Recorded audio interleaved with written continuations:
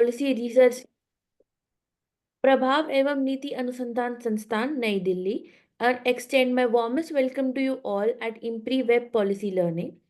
Today marks the inaugural day of the Young Women Leaders in Public Policy Fellowship, Cohort 2.0, with the theme Getting Foothold in Politics, Governance, and Gainful Employment, a Gender Lens. This is an online national winter school program, a 4-month online immersive introductory leadership certificate training fellowship program spanning January to April 2025. This program is organized by IMPRI, Center for International Relations and Strategic Studies. This fellowship builds on the success of the first cohort and aims to empower young women to become leaders in public policy with a focus on gender equality in governance and politics. The fellowship offers aspiring women leaders the chance to engage in meaningful discussions, share insights, and connect with experts and peers in public policy. It is designed to empower a wide spectrum of individuals, equipping them with specialized knowledge and skills crucial for driving progress in gender sensitive policies and leadership. The aim of this fellowship is to create a community of dynamic young women leaders who are ready to contribute meaningfully to society and drive change in the arenas of governance and policy making. We look forward to embarking on this incredible journey with all of you. The course chair for this program is Professor Vibhuti Patel, visiting distinguished Professor IMPRI, a renowned advocate for gender equality and women's empowerment. The distinguished expert panel includes Ms. Amarjeet Kaur, Srimati Annie Raja, Professor Bidyut Mohanty, Dr. Nivedita P. Haran, Dr. Simi Mehta, Professor Samapti Guha, Professor Tara Nair, Professor Sasmita Palo, Dr. Purnima Chauhan, Professor N. Mani Mikalai, Professor Alka Parekh, Professor Indra Ramarao, Professor M. Indira, Professor Lakshmi Lingam, Dr. Chaitra Redkar, and Miss Anuja Gulati. We are privileged to have Srimati Annie Raja, a prominent leader and advocate for women's political representation, and Professor Vibhuti Patelji guiding today's session. Today's session focuses on the theme Changing Political Landscape and Participation of Women in Electoral Politics and Legislative Assembly and Parliaments. The panel of conveners used for program comprises Dr. Simi Mehta, Dr. Ajit Kumar, Professor Gumadi Sridevi, and Advocate Dr. Shalu Nigam. Before we begin, here are some housekeeping announcements. Please join the meeting on time. There will be a Q&A session after each presentation. Share your questions on the Q&A box. The questions must not be posted as an anonymous attendee. Ensure that your questions are precise and refrain from making general comments in the questions to save time. Now, without further ado, let us start our program. I would like to invite our chair, Professor Vibhuti Patelji, to deliver the opening remarks. Yeah. Over to you, ma'am. Thank you, Priya, for introducing the course. And today, welcome to first day inaugural session of Getting Foothold in Politics, Governance and Gainful Employment, a Gender Lens, a fellowship program of IMPRI. I welcome our renowned keynote speaker, Comrade Annie Raja, Professor Bidyut Mohanty, and Professor M. Indira, both of them co-travelers of mine in women's studies movement and also women's rights movement. And we are going to have such an interesting discussion because all these three thematic areas, whether it is getting foothold in politics or governance or gainful, they are so much interlinked with the converting rights into agency and also the overall empowerment, because gender deficit in democracy is a result of number of barriers and restraints that prevent women from joining electoral process. With the passing of Nari Shakti Vandan Abhiyan, now we see that that promises women's reservation in the Parliament of India. Indian women have now entered into an era of stronger representation and agenda setting power at a national level. We have had 7 rounds of elections for women in the Panchayati Raj institutions. So many of them are aspiring to now enter into the Legislative Assembly, Legislative Council, and the upper and lower houses of Parliament of India.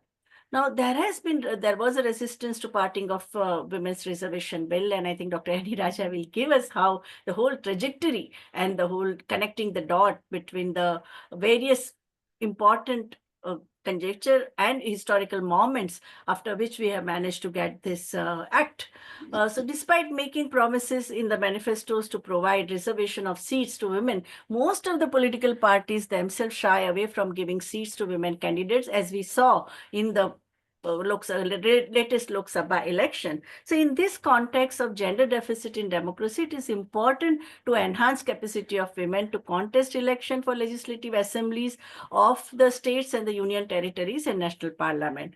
So engendering governance becomes very important because the second theme that we have is that good governance can be described through simple words: people, purpose, process, and performance. And when a public official proactively engages in policy innovation and regulatory improvements for the benefits of the citizens, like we have two resource persons, Professor Nandita Haran and Professor Dr. Chaudhary, all of them as IAS officers, how they played pivotal role and proactively they promoted policies and action agenda using their power for gender equality. So it's a proactive governance is very important. For instance, making extra efforts and going beyond performing ordinary duties expected of one's position. The governance is inclusive when it is effectively serves and engages all people, takes into account gender and other facets of personal identity. That means intersectional vulnerabilities, intersectional marginalities, and when institutions, policies, processes, services are accessible, accountable, and responsive to all members of society. So the diversity is very important in a wide array of backgrounds, ethnicities, skills, and experiences possessed by the decision makers. It becomes very important. And to ensure good corporate governance, even in the industry also, it is very important that boards must consist of individuals with range of attributes, each bringing something different on the table. So DEI, when we talk about diversity, equity, and inclusion, which is the commitment, I think it touches all aspect of the governance. So to influence allocation of resources, to improve living conditions, and to promote interests of women, to shift political focus towards issues affecting quality of life of both men and women by ensuring an equitable distribution of productive resources and opportunities for growth, and to give visibility, a reproductive role of women in policy making, and also increase women's participation in political processes. I think this is how the Commonwealth Foundation and the Participatory Action in Asia, they talked about governance, good governance. And now the third theme about the gainful employment, there is a lot of debate about declining work participation of women. There have been a lot of controversy about what is the level of work participation, and currently the PFLS is showing the work participation of rate. Officially, it is showing some 34%, but most of the area studies and the rigorous, like going into the details of the work participation, so many economists have come out that it is not just a very situation where we feel optimistic and positive, because this increased participation is nothing but unpaid family work. The women who, out of helplessness, there is no other job outside, and they start working in their whatever cottage industry or their farm where they are not paid. So they, as unpaid workers, they are working. So it is not that way a very, very inspiring scenario. So currently at one level in a macro environment of world economy, women of the world are faced with challenges posed by Industry 4.0, governed by high level of automation, introduction of artificial intelligence and robotics. But at the same time, both in the industrialized and developing world, women are losing out in terms of economically rewarding work and are relegated to the care economy as invisible labor. In the dual economy neoliberal model, only microscopic minority of professionals have gained a better deal. Rest of the workforce is in oblivion. And when it comes to policymakers, the pandemic has also aggravated this distressing situation. And in this context, this fellowship, we want to bring forth which are the marginalities that we are facing, and what can we do in terms of changing the scenario through our advocacy, through our writing, and those who are in the governance structures and have mandated power, what kind of changes they can bring by, say, gender responsive participatory budgeting, transformative financing, or changes in the public policies and gender responsive legislative measures for social security and social protection, as suggested in several studies of the by the women's studies scholars and women's rights activists. Now, this to cover this gamut of issues and perspectives, I think we have the most competent keynote address person, who is a committed activist and who is a visionary, who is an iconic character, Comrade Annie Raja. And over to IMPRI.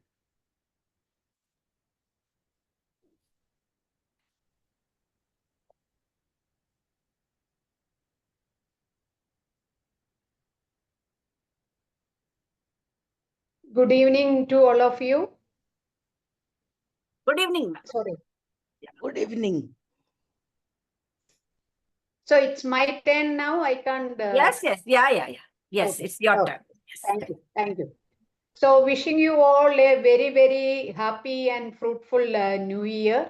So let us hope that women can be visible fruitfully and meaningfully everywhere where what you were concluding. Women's visibility is there as and the reports are coming that women's employment is increasing and it is growing. But what is the reality that when we come to those sessions, I am sure that those experts will dwell on that. Now, I'm so happy and I'm thankful to Impact Policy Research Institute for involving me or giving me a chance to learn more by inviting me to be part of it, part of the Young Women Leadership in Public Policy and Fellowship, Cohort 2.0. And it will, as you mentioned, that the participants are from different. Is it clear? Ma'am, I would like to just introduce you for the participants. Okay. Sorry to interrupt you. Sorry.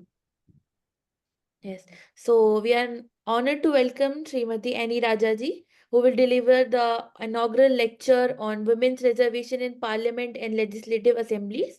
She will provide valuable insights into the challenges and opportunities for increasing women's representation in legislative bodies. So now over to you, ma'am. Okay, thank you. Yeah. So before coming to the women's participation in parliamentary democracy or democratic participation, as members of the elected members of the democracy, let us a little bit definitely should discuss about what is our citizenship. Actually, our constitution guarantees, it is not a warranty, it is a guarantee of equal citizenship. But what is our experience? Our experience is that it is a gendered citizenship, it's a citizenship of exclusion, it's a hierarchical citizenship. All these gendered and the exclusion and the hierarchy, these things leads to silencing and invisibilizing women. That is what we are witnessing and we are experiencing in all domains. It is not only in any particular, whether it is only electoral politics. No, from all domain, women are being silencing and invisibilizing. This is the experience. This silencing and invisibilization is persuaded by state, and state is institutionalizing it. Hierarchy reinforces policy and policy reinforces because hierarchy. This is about the citizenship and our experience. Now, when we talk of young women leaders in policy, public policy, particularly this fellowship, and let us talk about the young women. Which young women are we talking? That is also we need to ask ourselves which young women, which section of young women, or even before coming to that, let us think of Indian women. And the Indian women, even after 78 years of our freedom or independence, we have to struggle to safeguard our right to be born. That is, the female feticide is a reality in our country. So we start from there. Our struggles start from there. So right to be born. So then we can see that if we are lucky enough, the girl child is lucky enough to be born and continue to live, because infanticide is also happening in many parts of our country. So then child marriage. This is also a reality. And I'm not going into the data of all those things in all these years, which state is having highest number. Those data at present, I am not going into that. Then the child marriage. Then if at all a girl child is able to go to school, then after 2 or 3 years of schooling or 4 years of schooling, the dropout. So education, quality education and complete education, that is missing for the women and the girl child. And now we are in a digital world. So what about the digital divide?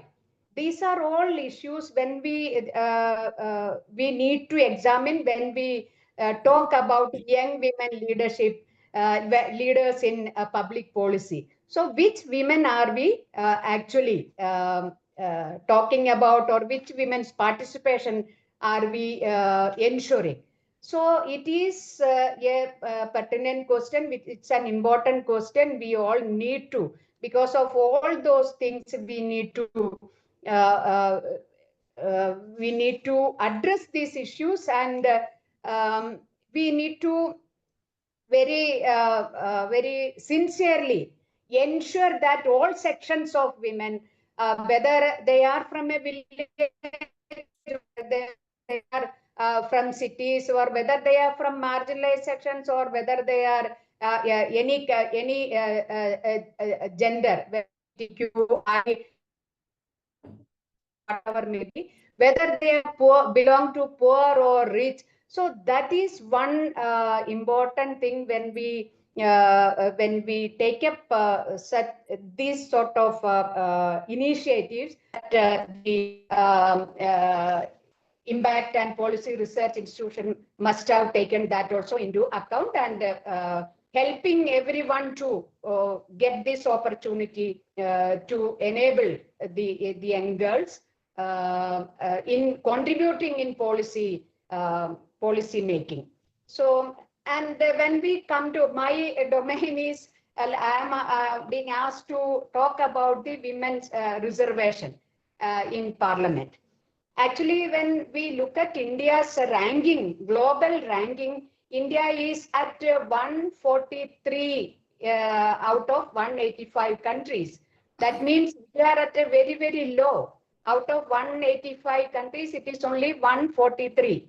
And if I go on explaining about the struggle for women reservation bill, which was Nari Shakti Vandan Adhiniyam 2023, it all started with the 73rd amendment of the Constitution. That was in 1992. And from 1992, it took almost 31 years to come to 128th amendment.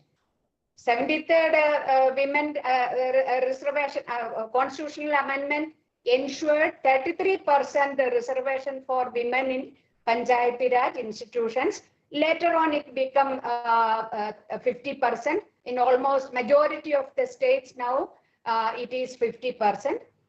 But from Panchayat to Parliament, it was a very revolutionary initiative taken by the government at that point of time in 1992. But to continue that revolution, it took a long 31 years. That itself tells us how difficult, how women are treated in our Indian society.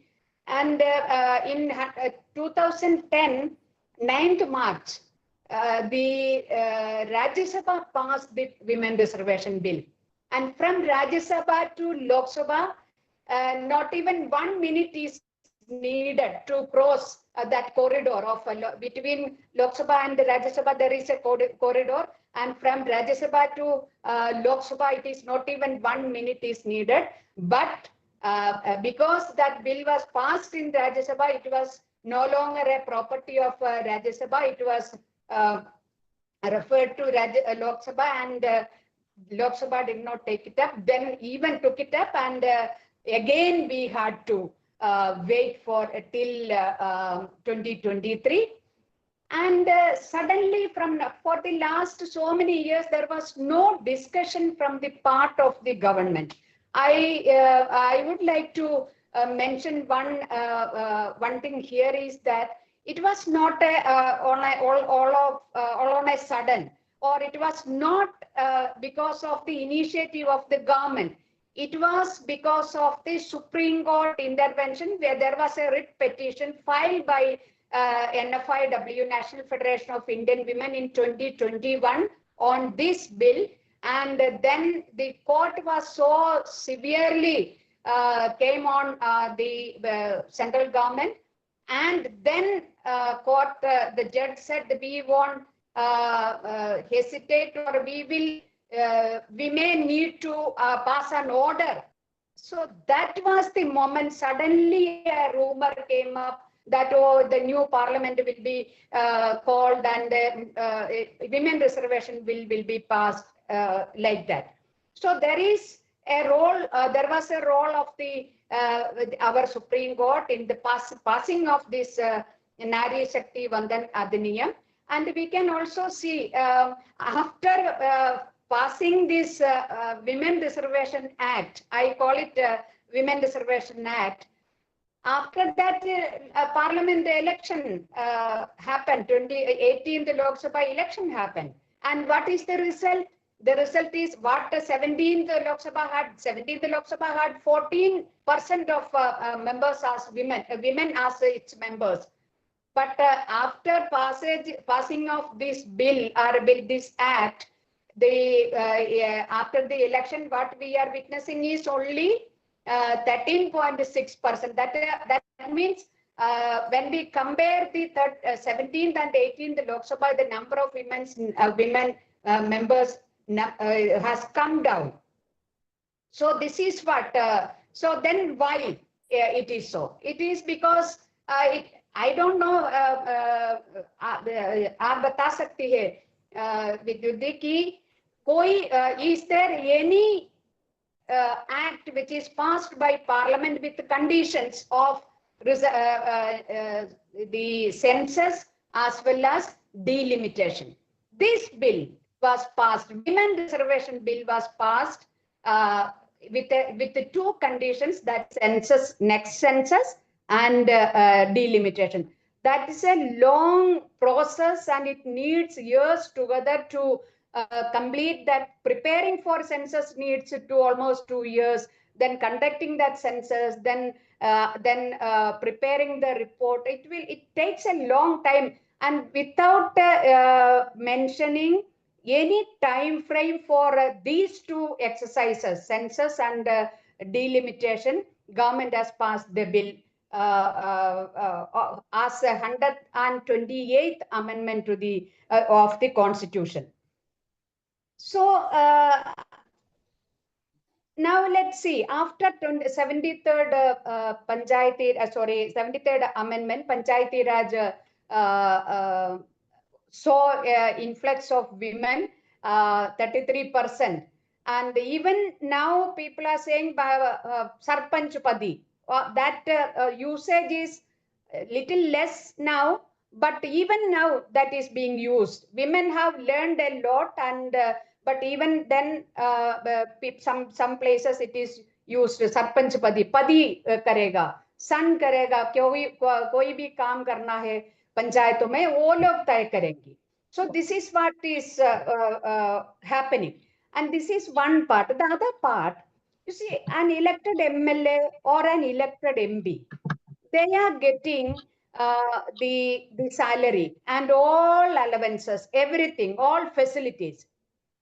But people are having more contacts, day-to-day contacts for their issues, for solving their issues, day-to-day life issues with the Panchayati Raj members, that is ward member. And they don't have any salary.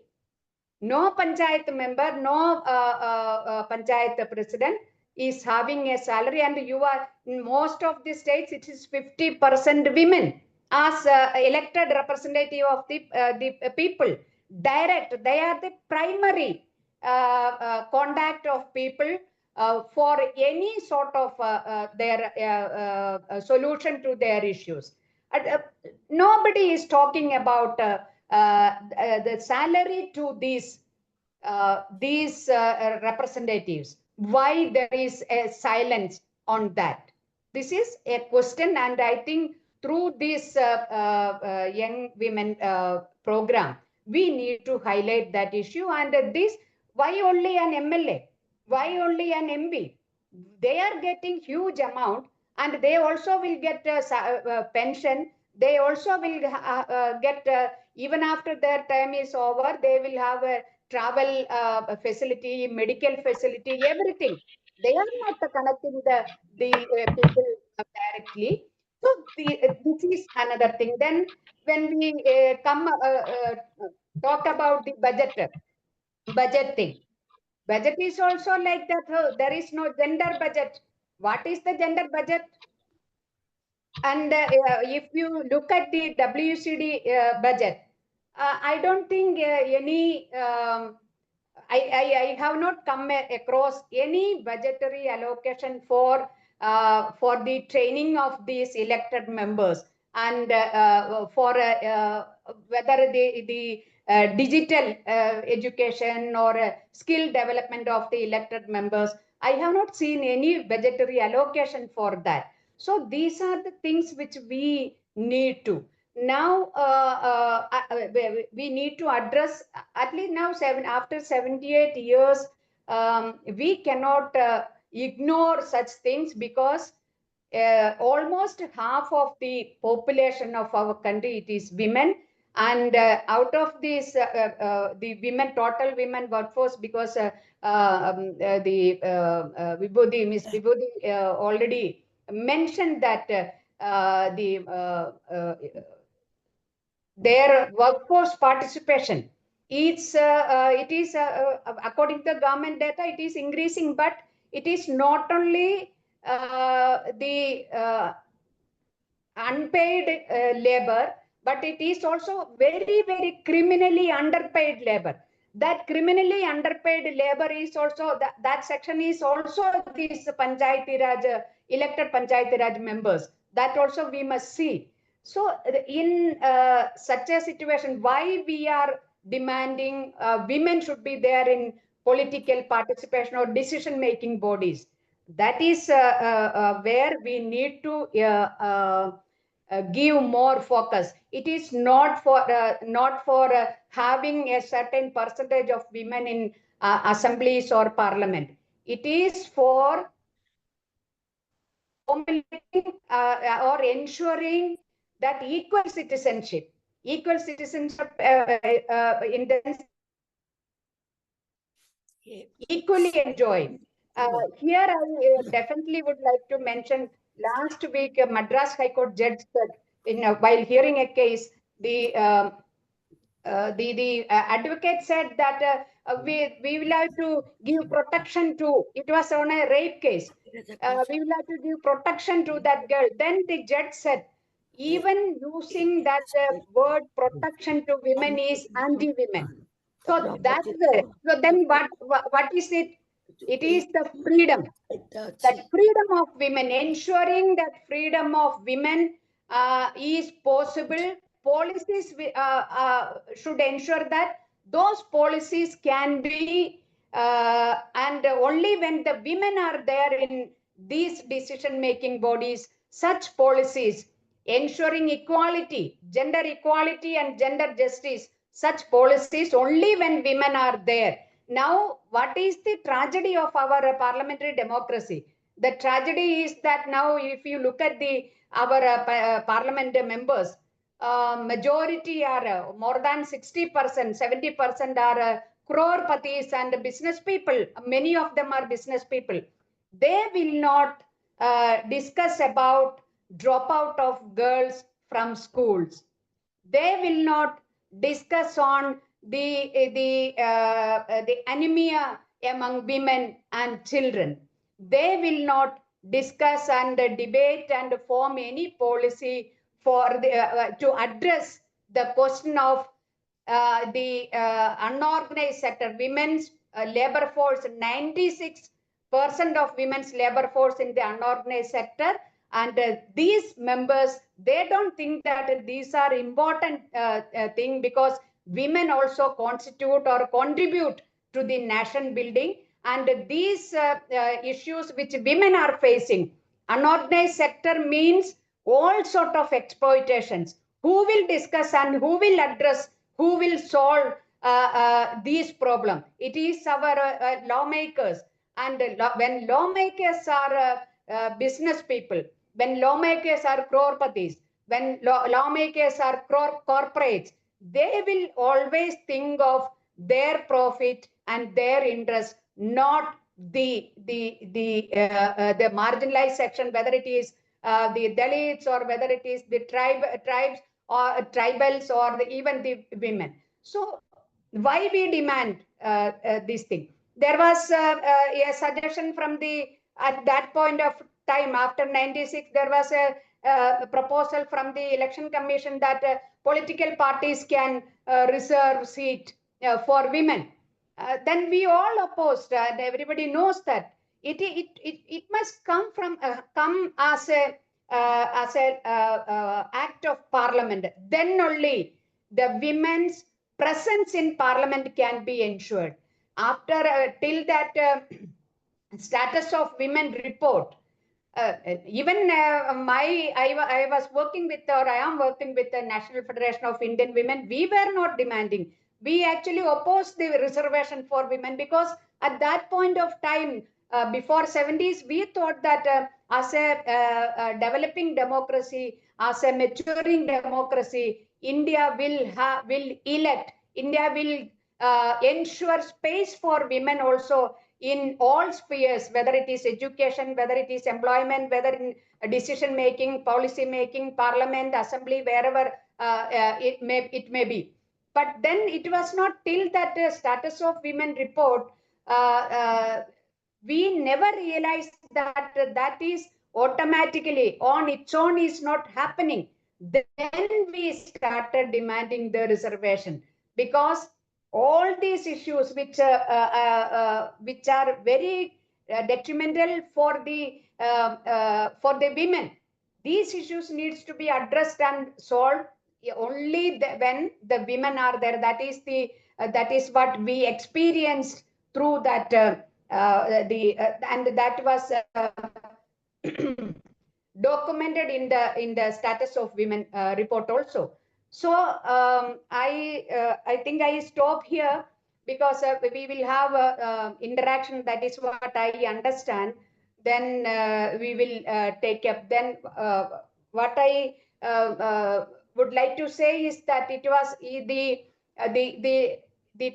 travel or the journey for the women's participation in decision making or policy making, or women's presence in assembly and parliament, is not for a mere presence, but to ensure our fundamental rights, and to have the constitutional guarantee of equality and justice.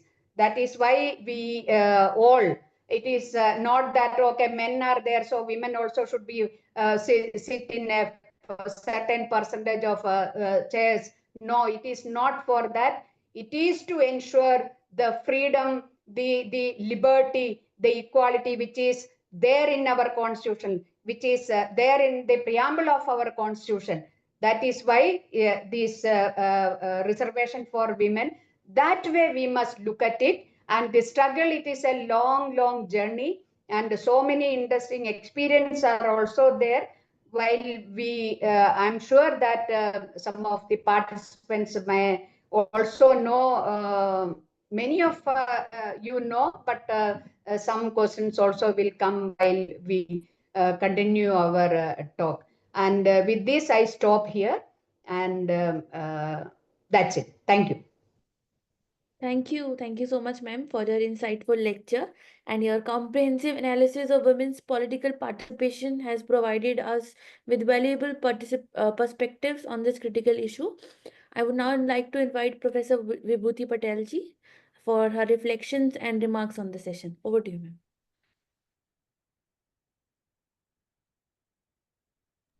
Ma'am, your mic is muted. So thank you, Comrade Aniraja, for such a brilliant lecture, connecting all the political economy aspect of employment, governance, and political participation. But see, for past 40 years, hundreds of women have taken part in women's rights movement at a street fighting level. They all are very bold. But when it comes to electoral politics, they said we can't cope up with the money power, mafia power, misogyny, and muscle power. So how can we counter these 4 M's? I wanted to know, because you have always been a spokesperson and also active at yeah, it is true that that is exactly, this is the reason why we are all demanding reservation. You see, except some exceptions are there. We must salute those parties actually. For example, Orissa, Biju Janata Dal, they have given a certain percentage of seats for women. And Trinamool Congress, they also have given a certain percent of, and it is not that kisi kisi ko de diya, aisa bhi nahi hai. They ensured that participation in a meaningful way of women should be there, and that is what they ensured. And such parties are, and these are all regional parties. I must also say that also. These parties are regional parties, but as national parties, whether if BJP claims that they have given so many seats, but they have contested more than 400 seats, and comparing with that number of seats and the total number of seats and in seats given to women, it is very less. Then Congress also, comparing with the number of seats they have contested and given to women, it is very less. And what about the left parties? If I don't speak about left party, that is that won't be truthful for myself, me as a left activist. Left parties were also failed to give more seats. More seats means what? Even sizable number of seats, 33% of seats. They also failed to, even if it is a losing seat, but they failed to give even putting sizable number of women candidates. This is exactly, then when we examine why that is happening, then we will have to go about the patriarchy, then feudal mentality, all those things. Then sanskari women, एक आज संस्कारी women है तो public life में आना, politics नहीं बोलना है तो चुप रहना है, कोई ओपिनियन नहीं बोलना है. तो ये तमाम चीजें, these are all these things, many such things are constituted in such a shameful low level of women's participation in parliament, in 13%, 13.6%. That is because we always claim that mother of democracy keeping or shutting its door and keeping its women outside the house. Parliament is the house. Now we say that house session, Lok Sabha, upper house, lower house.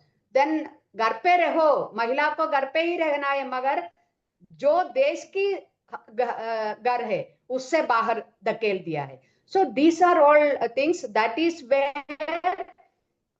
we all started demanding reservation. Until and unless Parliament pass such an act, no political party is going to give, because they are patriarchy and feudal thinking is at its peak.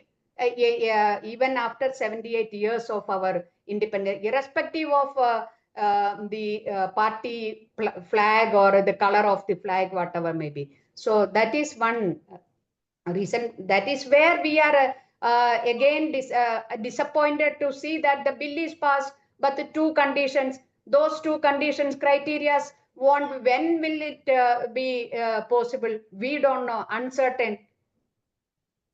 Correct. Yeah, thank you.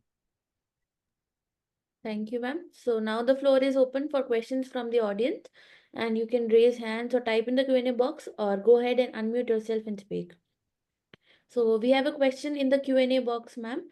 Dr. Mohinder Kaur ji is asking that what is the solution for tapping Sarpanch Pati issues?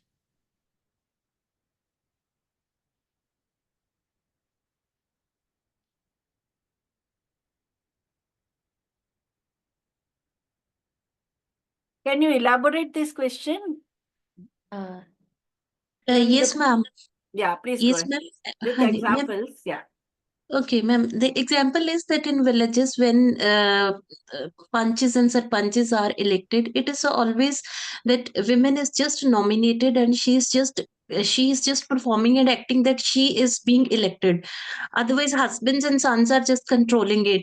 Every decision making issues, they just take over. So this is that reserved seat is there, but the women is elected, but that is just in the name only that she is elected. So what could be the possible solution for the same? What sort of policies should be there from the government side also? What should we demand from the government, that how it could be tapped, how it could be controlled? Can I come in? Yeah, please go ahead. Okay, okay. So this is an issue, and initially it was too much. Everywhere it was like that, but women have fought back. We must acknowledge that factor. Once they learn things, it is because women are being considered as a weaker section, and इनको कुछ पता ही नहीं है क्या करना है, क्योंकि दुकान में जाकर बैठ रहे हो, अखबार पढ़ रहे हो, पुरुष पढ़ रहे, सारा घरेलू काम कर रही है जो महिलाएं कर रही है, उनको क्या पता है दुनिया क्या है. यही सोच, this sort of a looking down, very क्या बताऊं कि with a such an attitude, that is why, okay, men are there to rule, women are there to obey. That is why. But women have fought back. Women fought back, and now sarpanch पदी बहुत शायद कम ही होगा, may be 10%. विभूति जी बता सकती है कि because she is also she is with working We with also have the Professor Bidyut Mohanty, who has done Bidyut, 40 yes, years yes. of work on Panchayati Raj institution and work with the elected So that is representatives. there. This is, and also another thing I must point out here, you see, in spite of getting elected as Panchayat president also, women are not being allowed to host the national flag on 15th August or 26th January, the Republic Day or the Independence Day. Why? Because number one, she is a woman. Number two, she is a Dalit or a tribal. This is also happening even today in many places, including in Tamil Nadu and other places. So this is also, we must see, so a strict enforcement of the laws. That is the only thing which can save the women who are elected, and save the dignity of the women who are elected. Thank you, ma'am. Thank you very much.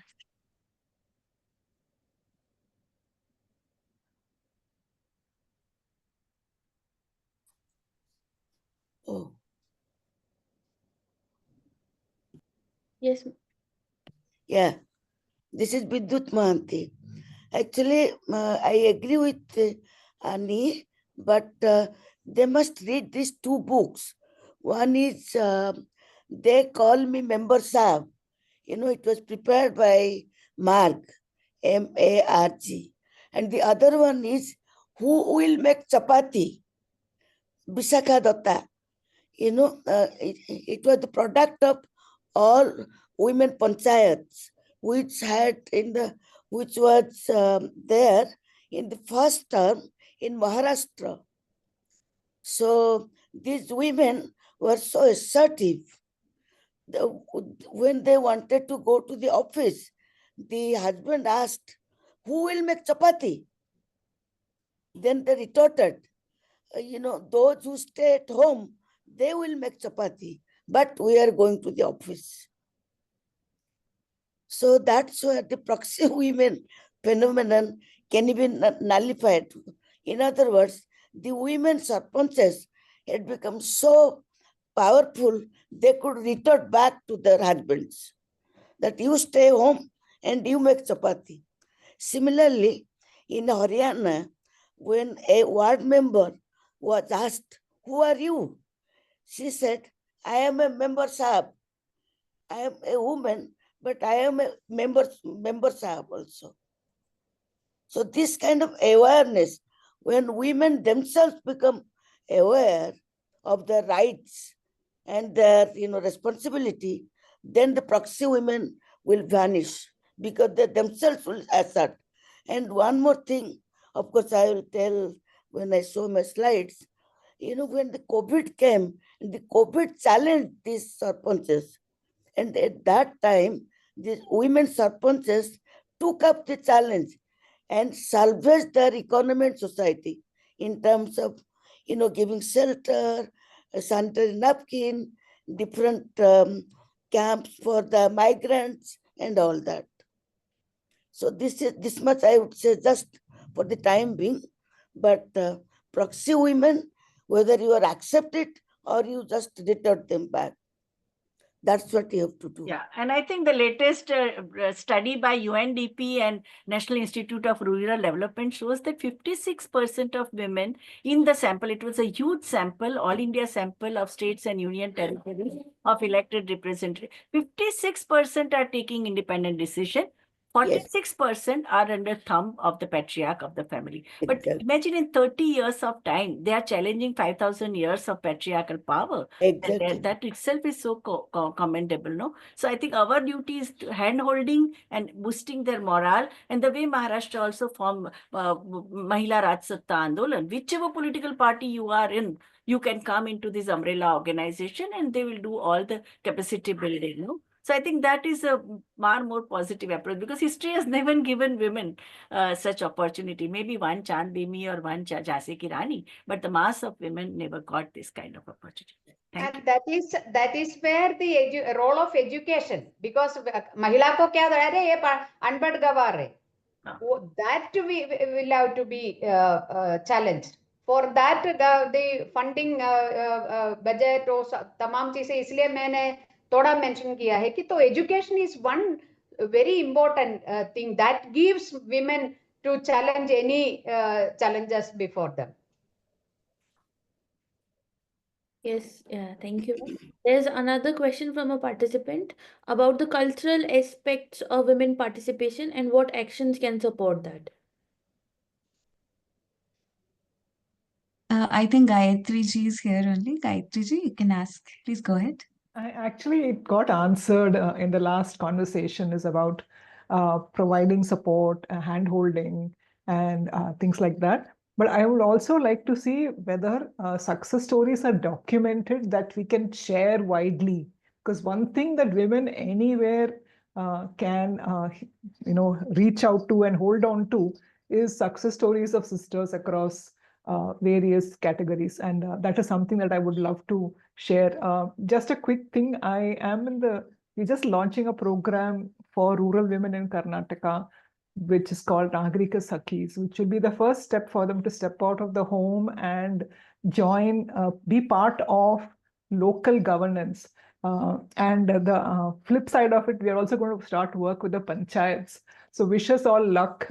It will happen in the next 3 to 4 months. This is very much topical and current relevant to me. So I'm listening very hard. So any success stories, that is something that we can keep sharing. I find that story sharing and sisterhood really does make a difference. So that is what I would like to hear from you. And, it can be shared offline as well. Okay. So can I come in? Yes, please. Bidyut, actually, I can cite innumerable cases. Just now, I am telling you just one person story, which I will narrate in my slides. She's Chabbi Rakawat, So she is from Rajasthan. And I have, kind of 20 or 25 women sarpanches who have done excellent work and which has been documented in our PRI update, Hindi, Institute of Social Sciences. So, if you give me your email ID, I will write all those stories and send it to you. Thank you. Okay. Thank you. I will email through Ria. Okay. Thank you. But read Chabbi Rawat, who is from Rajasthan, and just search in Google. You will get her picture, also her life history. All right. Thank you. We have another question in the chat box. Dr. Kasturi Naikji, you can please go ahead and ask your question. Annie ma'am, thank you for that wonderful session. I just have one question. I'm curious to know what would be the two critical capabilities which women, because young women are now entering and there have been women like you, which I'm seeing right now, who are making their legacy. So what are those two critical capabilities which we can prioritize so that it will empower the young women to play a very active role for governance and decision making? So that is the question I have. I hope the question is clear. Thank you. If I understand you properly, I think the thing is that one instill sort of confidence in young women, and that will definitely encourage them to come out and raise their voice, and they will be able to organize, mobilize, and then demand or ensure their own rights. That is what. So that confidence giving mechanism should be there. I take that word, that hand holding. That hand holding. Who will ensure that hand holding? That is also an important thing. So that is number one. Number two, of course, we must see to it that the education now, sorry to say that it has become a commodity. If the parents have money, they can buy the commodity education, just like the dresses or something else, some fruits or some food items like that. They can purchase, the parents can purchase education, because quality education is in the private sector now, privatized, and it is so costly now because of the cancellation of one example I am telling you, the cancellation of minority scholarships. Many girls had to discontinue their education halfway. Those who were in the PhD, then post graduation level, they had to discontinue because the financial support was all on a sudden stopped. So how can we ensure that quality education and complete education? That is one very important thing. Then only the girls can they will know things, and they will have some confidence to speak out, speak the truth, and take up the challenges. So that is these things, and support system should be there. That is very important. Uh, I agree with all of you, but there is one more important point which we are missing, which is the economic rights. They should have assets, right to land. That is more important. Quality education as well as economic empowerment in terms of having land rights. Only then they can assert in the society. Thank you. Thank you, ma'am. So my takeaway would be building the self-confidence, then the ecosystem, which I could understand, a right kind of ecosystem, and economic empowerment. So thank you, ma'am. Thanks a ton. Thank you, ma'am. Sabera ji have raised her hand for question. Ma'am, you can please go ahead and ask your question. Thank you. I have a question. It was mentioned that we have 13.6% of women in parliament today. So I was wondering, these women who have managed to reach, are they the people who have got special skills, or are they from the category we said, that most of the people in parliament today are either business women or, empowered? So what would be the criteria by which they have made it? And can we learn something from there by which, more and more women can, make it to parliament? Can I come in?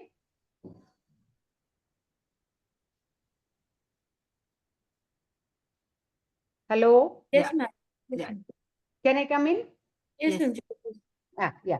So you see, when we look at the current parliamentary democracy, electoral democracy, I don't think any women who contested independently have won the seat, because it is all party electoral, party election, party women, party supported women candidate. And even if they come to parliament, they win the election and come to parliament, then party will decide on important issues who will speak. If you look at, if you see the debates, you can see that in many occasions, or majority of occasions, it will be the male member of the parties. They will speak on important national, international issues. Any issue related to women, then a women member will be given the chance. But exceptions are there. I must tell you, that is where I said the regional parties have given more number of seats to women, and more number of women also won in the last election also. And they are taking up, we can see that even TMC members or other parties members, they are speaking on national issues in parliament. That is why even if women win the seat, but debates and all, what debates are taking place, even into that also participation. 1 minute may be given. Majority of the time parties will have their time, 10 minutes, 15 minutes for larger parties, and smaller parties will have 2-3 minutes, and the majority time will be taken away by the less number. That is aspect what is happening today. आपने पूछ रहे थे, क्या पूछ रही थी? What was your question?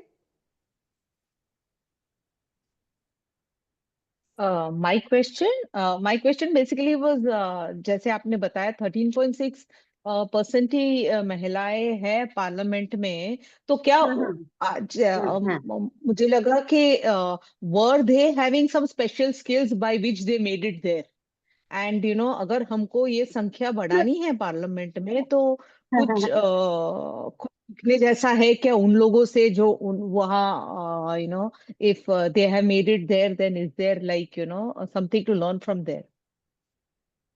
Yeah, it is also a party prerogative. Party will decide finally, na? So that is where I'm saying Yes. the election itself we need to be what should be what sort of election party this thing or other forms of elections that all we need that also we need to think of to because now what it is in party will decide that 100 seats party is deciding and they may give a 5 seats 6 seats and even that those 6 seats who will decide it will be the party and party leadership who are the leadership who are the in the leadership majority huge brutal majority it is men so finally it is men they will decide who will contest that is in most of the parties it is like that and many women good women are there good women in the sorry I say good women very able efficient women are there they are taking up the policy debates and all so that is also there it is not that particularly these regional some of one or two regional parties they get the women get more time that is what we are witnessing. I just wanted to, if I understood her question, she wants to know the socio-economic conditions of the women, parliamentarians. Is it that question? Yes, that part also, ma'am. Okay. Yes. So what is the, what also is the it that is political getting them there? mileage, then their ability and talent Yes. and guts, and what are the special attributes of these women which made them reach the parliament? That's Exactly. what they are asking. That's true. Yeah. It is an important question to be probed into, I think. But I know there are some Dalit women who have made to Rajya Sabha also. I'll tell their stories. In other words, there are some women from the privileged caste, but there are some, from the Dalit and untouchable castes. Who came from grassroots to the parliament. Grassroots, from panchayat to parliament. Yeah, that is popular mandate. Yeah, Yes, from Orissa we can see that grassroots, they were in panchayat and they yes. got an opportunity to contest in parliament and they, but Exactly. majority SC/ST women comes because SC/ST the seats are reserved for reserved. And there also women are not many women are coming even in that reserved constituency, SC/ST reserved constituency. Just one more point I will tell. Draupadi Murmu, who is the president now, she came from Nagar Panchayat. So and she has reached the topmost position. Okay, thank you.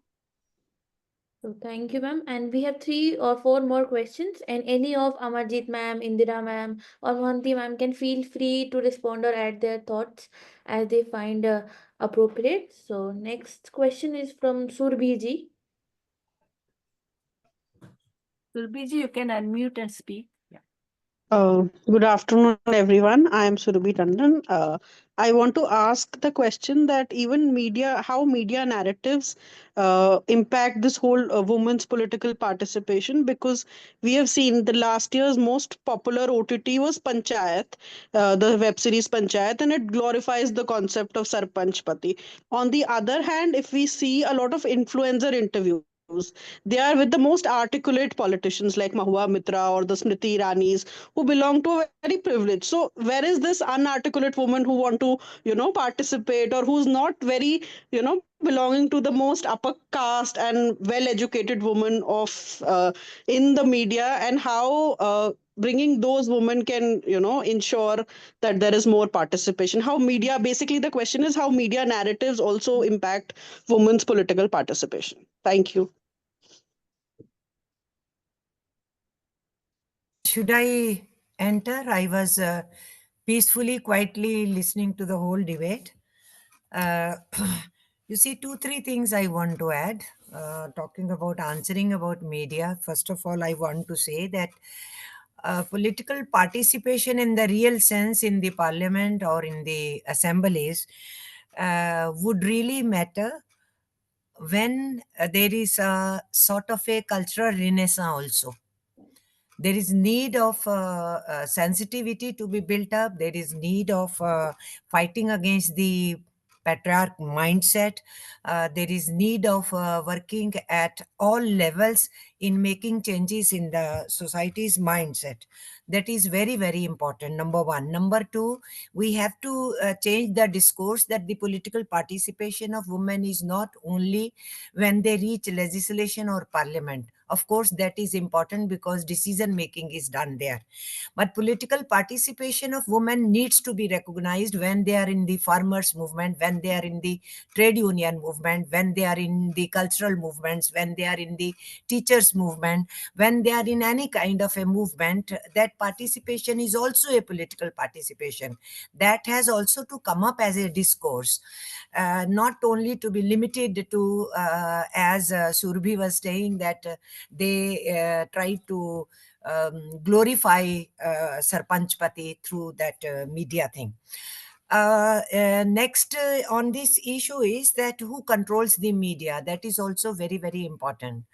If the media is again under the control of patriarch thinking, then this is what will happen.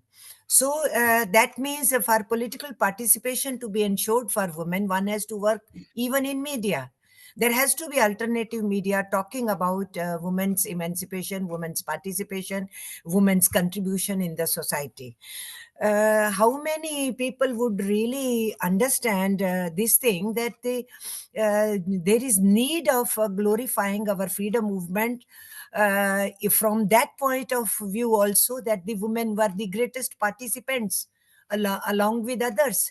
They were great participants from the first war of independence onwards to the when we find Durga Bhabi helping revolutionaries, or we find Dandi March and other movements of different kinds, women being there, or when we find how Surya Sen led whole team of before Chittagong Armory case, that whole team which worked over there, there were almost 50%, the teachers and the students, the girls and the boys, women and the men, and they were there.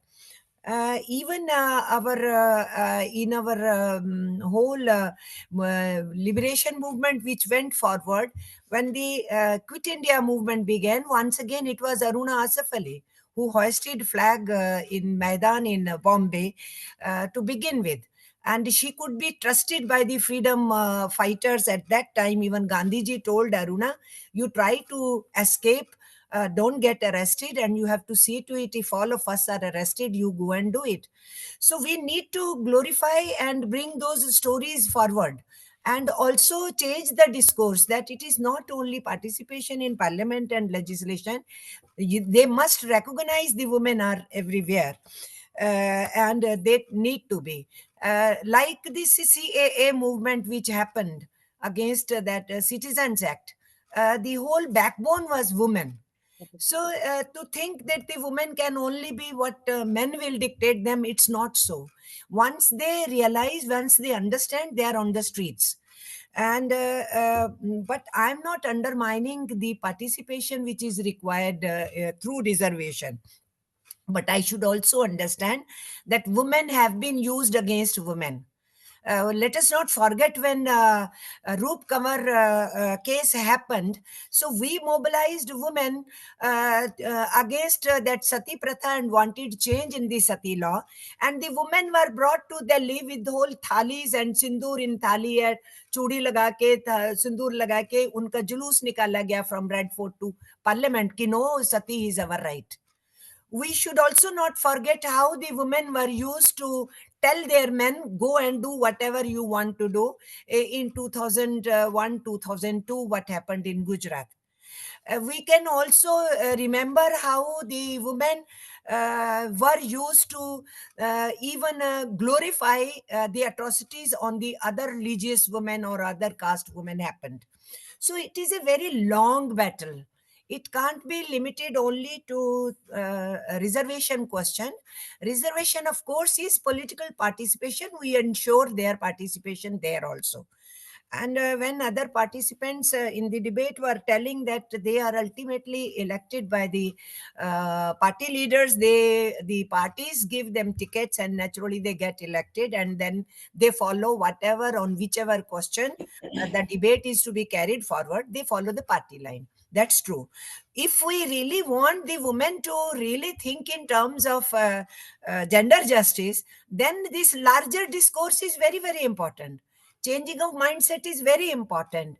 Women studies need to be enhanced in the campuses, in the colleges, in public places, everywhere. And then the role of women needs to be glorified in various movements in the country, social movements or the mass movements, whichever movements are there. Without that, just merely some women there in parliament will be able to do justice. I don't think it will happen that way. So I look at this whole question, and I think Surabhi raised a very good question, that media is definitely playing a role. I have not forgotten that as soon as a woman takes a position, how we today are finding उसको कितना हाउंडिंग करते हैं, उसके पीछे पड़ जाते हैं. तो who is controlling this media, who is utilizing this whole situation? Once again उनको डिमोरलाइज करने के लिए, उनको हाउंडिंग करने के लिए, ये सब कुछ हम देख रहे हैं. तो बैटल छोटा नहीं है, ये बैटल बहुत बड़ा है. और इस बैटल को we need not only link it only up to 33% reservation. We have to, along with that, we need to address the larger question, and that is whole cultural discourse in the society, whole discourse, their presence in media, their projection in media, whole discourse, how they are becoming participants. You see, when 13 months these farmers were sitting on the borders of Delhi, there the conscious effort was made by that movement, that we observe some days and hand over the dais to women farmers. This was done. This brought so many women who were into the farmers movement to the focus. Up till today, women, it was not known to the society that women have been battling in the farmers movement. That came up into the focus. So in this manner, like in trade unions also, people think that only men are working. But you see all the demonstrations, all the dharnas, all the agitations confronting police, whenever the working class is on the streets, you find women also in very, very large numbers. But then the question is, that part needs to be glorified, to be brought to the masses, to the sense. And if we expect the mainstream media of today will do, it will not do, because they believe in patriarchy of all kinds, including gender insensitivity and gender injustice, not gender justice. So we know it. So here the social media's role will be very, very important. How within social media, some groups should work very strongly in that, and see to it that these stories are brought to the focus. Unfortunately, younger generation is reading less, and Bidyuti ji was again and again telling about the success stories also and the written things. My generation still goes through and reads about it. Some researchers will read, but our younger generation needs lots of things on visual media, in social media. If certain things could be brought, and all those women who are into this kind of media presence, they need to group together and bring out the rich material which has been brought by the erstwhile women who have worked on this thing, that to be brought in interesting manner in visual media, to counter the mainstream media which is trying to once again show women in bad light. So naturally, to counter that, all this will have to be done. So I would rather through this webinar, I would invite all those youngsters who are into this media presence. They should come out with some innovative policies and bombard the media in a big way, showing how the women have been doing good in the society. Just one thing I will tell you, Surabhi, you really asked a good question. But there are films like Panchayat. Have you seen it? So you see that film and you will realize how the heroine herself resorts and waves the national flag. Last recommend that. Last episode. Yeah. Yes, that film. I husband witnessed it. doesn't want to. I saw it. Yes, those things need to be brought to the focus. And these days, the trend is not to let such things come into the mainstream media or in the face. So in the film world also, it is only now and then some fresh breathing you feel like that this is something very good which has come up. But it is once again only examples coming after many days or so. So it's a long battle. I should say it is long battle. It has to go beyond. But some of our contemporary expectation. journalists have reported that media doesn't want success story. Yes, Some they of don't. them they wrote a lot of this thing. Like I know from Times of India and mainstream newspapers, they have said that these stories they just don't want. They want only TRP, and for that the scandals and some of the horror stories that carry more that is weight why, than this. Vibhuti, I want to say that these initiatives need to come from young women who are into these questions of gender justice, asserting, coming forward and all. Because mainstream media will not take it, film world will not take it now and then, only one or two.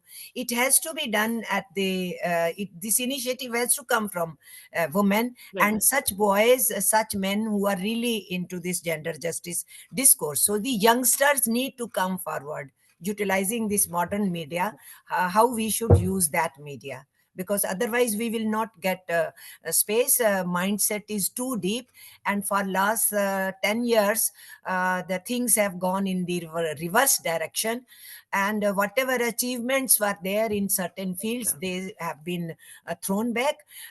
Professor Vibhuti knows it, that with a great battle in the universities, we could set up women development studies. So those were made as departments in the universities, and now they are wound up, all of those. And that was after a great movement of women, and also after that women status report, that such things were invested into in the universities as well as independently. And now they are trying to kill those independent initiatives which are there, and now we are seeing how university after university these women studies centers are wound up. So that is a big setback. So because of that, it is necessary, we can no more depend on the mainstream media or the mainstream film world. We have to be coming forward as a movement of women in This is whichever happening sections. globally. I was in Kathmandu, Tribhuvan University, and there also the same thing is happening. The teachers said that, okay, you just give us one classroom, we will continue MA program, MPhil program, and PhD program on a shift. And all the teachers who are in other departments, they were trained by Uma Chakravarti and Maitreya Krishna. They are voluntarily without salary continuing the program. Their salary comes from other departments, but from women's studies, they are doing it as honorary. So, but the commitment you see is very important.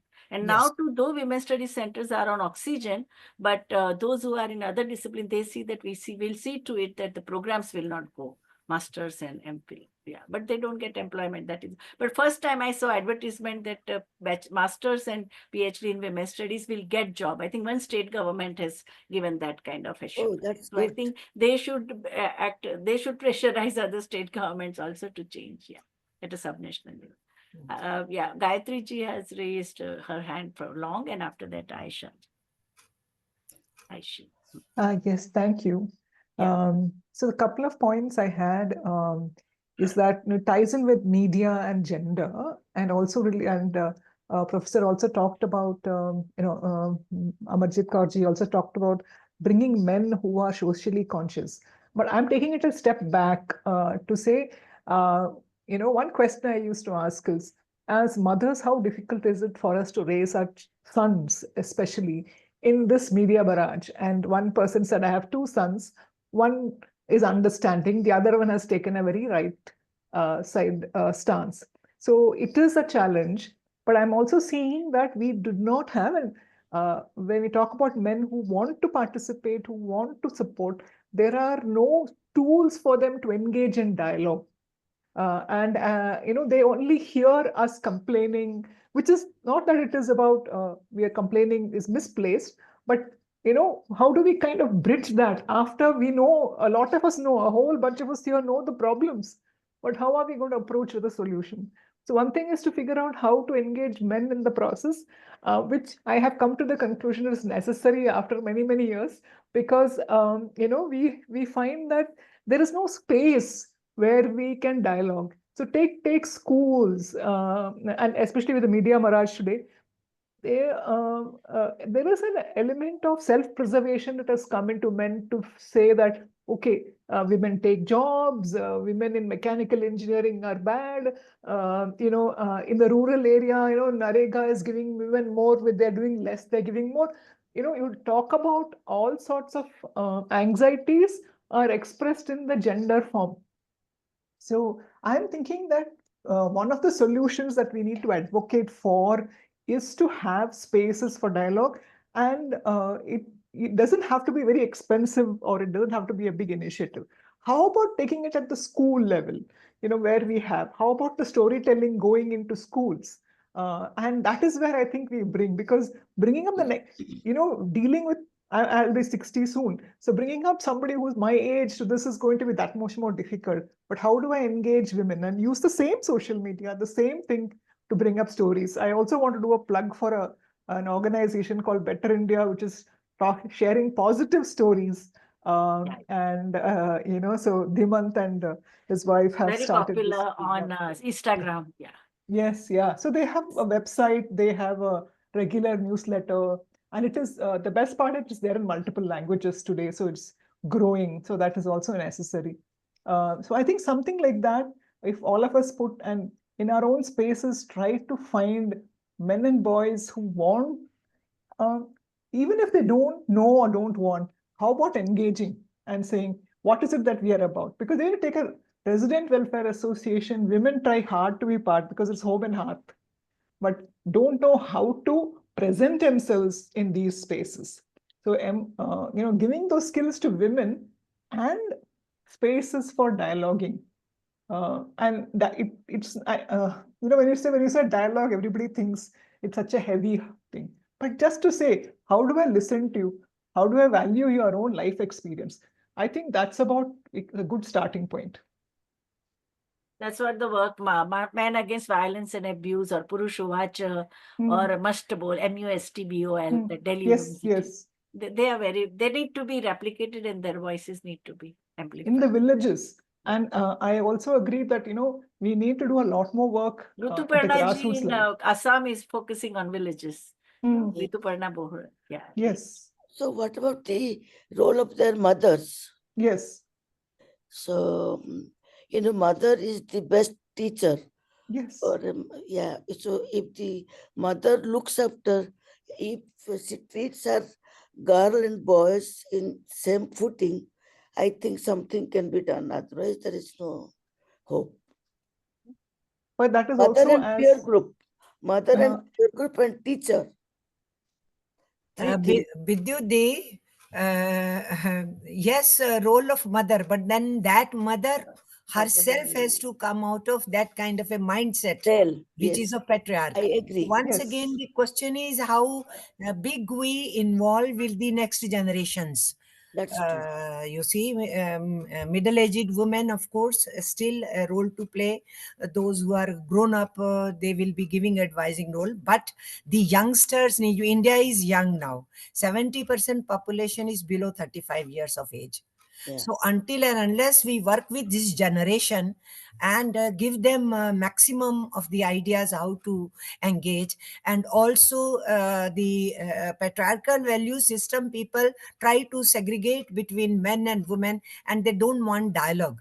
That's Right. why dialogue is important That's between the youngsters, men and women.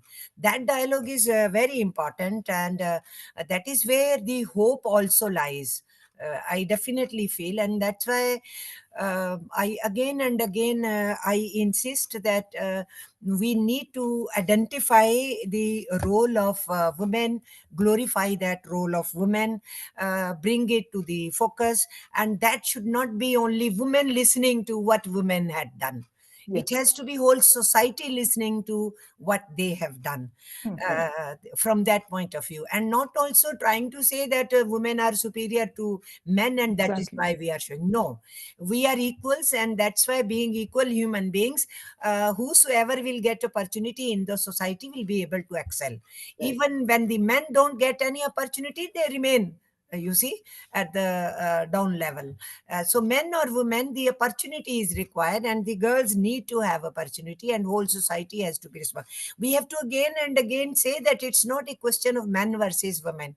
We have to again and again say it is a question of society. It's a question of individual human being, man or a woman, gender doesn't matter. Every human being needs to have a human right, and that's why women's movement in the international conference in 1995 came up with the slogan, women's rights are human rights.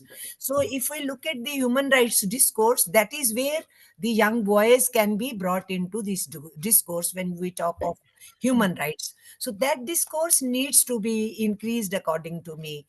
And when Bidyut was talking about COVID period, you see who WHO honored whom? A Asha woman. So they had worked hard. And then later on, the recognition came last time through WHO to Anganwadi women. They are the first contact there with the families and the have not families. They are in those this thing. These kind of target groups need to be done on these gender justice questions, because they are already very strong women who are working hard at the lowest level, and but their stories are not glorified, and how hard they worked. So from COVID, I remember how one of our Asha Union leader from Odisha, she was honored, and this time Anganwadi woman is honored internationally. She is from Assam. So all these things need to be brought to the focus. Then only our larger question, this whole issue of getting representation in parliament and in legislation will also catch. One thing is there, Professor Vibhuti, election after election, what we are witnessing. Women were not considered to be vote banks earlier. But last few elections, how women are being considered to be vote banks? But not from the purpose of that they are so conscious that they want to be, but from the purpose how to win over their vote. So all those have not women, they are trying to give some doles and take their vote. But when the question will come to give them justice as a woman, they will not give. So question is not of whole this vote politics. The question is women to be placed as humans equally, and equal right of boys, equal right of girls, and equal opportunity for them in education, in health, in jobs, in economic activity, at workplace, everywhere. They need to be treated as human. This discourse has to be strengthened. And in this discourse, I think younger generation will be more amenable, boys and girls, than elderly people, except those who were already tuned with that. And We into all are that 70 mindset. plus. Yeah. Okay. Yeah. So Aishi ji, you can. Yeah. Please introduce yourself, your work. Yes, my name is Oishi. I guess Vibhuti ma'am would recognize me. I was previously a part of the Public Policy Qualitative Action Field Research Fellowship as well. I couldn't join the first cohort. Due to some reasons, I was not free. I joined this session, and today's the initial segment where Annie ma'am was speaking, I just realized that I have fought some battles which I didn't know. That is I did not have to face female infanticide. I did not have to face child marriage, and I'm still living. So I have already fought some battles, which because I'm from a privileged background, I didn't even realize up till now. Also, here to add some things, very rightly, as Amarjeet ma'am was saying just now, is that I come from Kolkata. If we look at the TMC party, Mamata Banerjee is leading it. She's a woman leader. But here, just what she was saying, that treating women as vote banks, we could see when she first rose in her elections. What she did was she had given a balti and a mug to all women in the households. She had herself distributed that, which contributed a large to her vote bank. Why did she win? How could she break that 34-year left legacy in West Bengal and join? One part was that, and the other was the Shingur and other things. I'm not going into details from that. Also, some things which I feel should be here, should I am hopeful that will be addressed here, is that there are women in leadership roles who demean other women in leadership roles very, very much. If I take the example of West Bengal itself, I am not going to name people. We all know their names. There was a Park Street rape case, which was very much criticized back. It's almost 10 years back, 8 to 10 years back. There, the investigating IPS officer was a woman. Then, at that point of time, West Bengal was also led by a woman chief minister. What we all had witnessed was, as she was going on to catch the actual people who had done that, they were politically influenced and also linked. Those men were linked to the ruling party. She was transferred immediately, and that was led by another woman leadership, the ruling party here. Uh, Recently, we have seen many scams in many universities in West Bengal. West Bengal has become, I would say, the scam capital of India, if I may. There have been scams in many universities. There also, we have seen um, uh, wives of eminent eminent men in politics. Their wives have been placed as vice chancellors just for the sake of the name, and then the scams have taken place there. So I have seen, like, what I think we can draw a conclusion here is that women here have been used just as a name, just as a pawn, and those women were never even allowed to be aware of their power or what they are capable of doing. I feel that empowering each other, empowering women, and if it's from, like, if I'm sitting here today and I'm in the youth age gap and I'm seeing and I'm attending such a course where women of such who are elder to me are leading such legacies, this will inspire me to also have a voice. uh, I work in Rajasthan, my workplace is Rajasthan. There, recently a video of a small girl. I feel most of you must have seen it. It's a little girl. She is from class six, from Pratapgarh district. She's playing. She's wonderfully bowling, and that bowling, a small reel of 30 seconds, has become very viral. That is a school which one of my co-fellows leads with physical literacy program.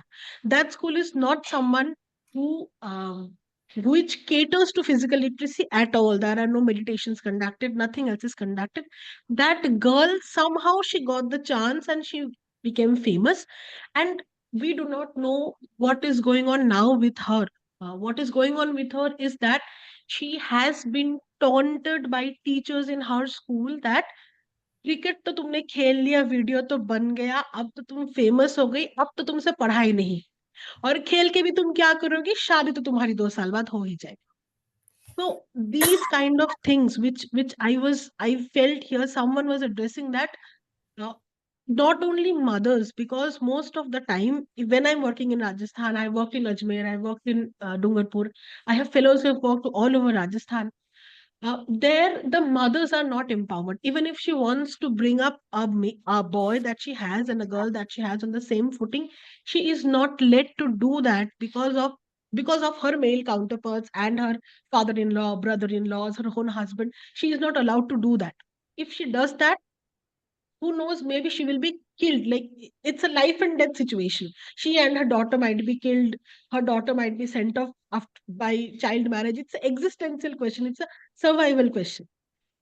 There, I feel teachers and the school, that 6 hours of school time comes to play, where we are working, me and my fellows are working to bring in quality education. But even there, we see um, not only male teachers, I would say, even female teachers coming from the same stigmas and backgrounds in their mindset, that I will go to the class and I will teach the boys more. I look at the boys more and teach them because I know they can become a constable or an army officer. That's the general mindset in the rural areas.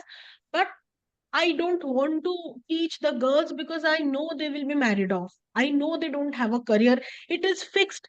In a school where employability skills are being taught, where sewing is taught, where retail is taught, but still there is no change. Also, for the vocational courses in Rajasthan, there's a mission called Mission Manzil. It's a government run program now. Their sewing, parlor activities, these are taught to girls and only girls. If a boy wants to participate, they are not allowed. The computer programs, the little electric appliance repairing programs are only restricted to males. The project guideline is not that. The government guidelines of the project is not that, but that is what has been implemented in the grounds. And for people outside, for NGOs like us to go in there and intervene into that set mindset. We also face, I would like to say, I have fellows who have faced threats. Don't come to meddle within this. We have a system. Go with the system. Don't try to change it. Don't try to alter it. But on the other hand, on the brighter side, I would also like to say that in Rajasthan, we have diets where teachers are trained. In Dungarpur, when the diet was first established, the principal of the diet, he was a male member, and he was very concerned that how do I build the hostels in a way that women are also comfortable to come and stay there? How do I cater to that? He had narrated to me once that he did not have, at that point of time, this is 8 to 9 years back, he did not have any woman representation in his workforce, in his office, or in the Samagra Shiksha or other block level offices. So what he did was he took the opinion of his wife. He empowered his wife ki, you tell me, if you are a teacher and you are coming here to train, what are the facilities you would require? And he So I have seen very I would say it's a case study. If I go by case study method, I would say I have seen men who are liberal. But if I go by a general discourse, I have seen not only patriarchal men, more than patriarchal men, I have seen patriarchal women trying to bring each other down, trying to lynch each other down. And this is something which really saddens me. We are, as a group, we are, as it is, struggling. And even if within that, if there are groups and such demeaning things, it is something which really saddens me. And I just wanted to share this. And the first session is so overwhelming that I am really looking forward to the next sessions Because as so well. many Thank you. stalwarts are there, no, who have Yeah. dedicated 50 years of their life for the cause. Yeah, Yes, that has made it so rich. Yeah. So yes, ma'am. Khushbuji, thank you for sharing, Aisha. It's Khushbu Sharma ji. Yes. Thank you, ma'am. Thank you, panel. It's great to be here. I would introduce myself first. I'm Dr. Khushbu.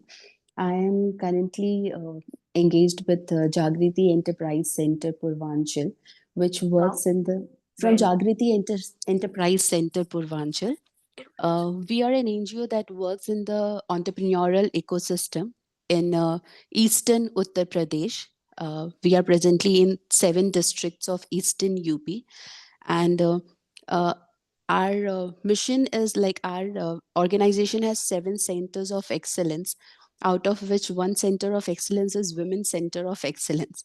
And as I was listening to the conversation, there were multiple points which came across to me as, yes, this is something that we are already doing things in the field.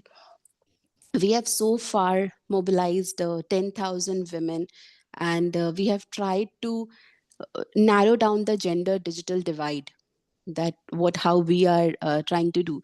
So one of the work that we are doing on the field is related to empowering women through digital. It is through creating literacy on the digital means, enabling traditional businesses with the help of digital, and also bringing women into digital-led businesses. So as we were talking about representation of women in the parliament, I believe a long way to that before that is representing women in the families and the societies, because the first battle starts there. Women, when it comes to keeping their points, they are very conscious, very scared.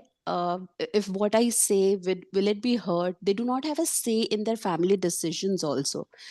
What we see on the ground is women doesn't even know if who is handling her bank account, what is the balance in her bank account, or if there is any land in her name, any loan in her name, multiple things. She doesn't even have awareness about such things being done in her life.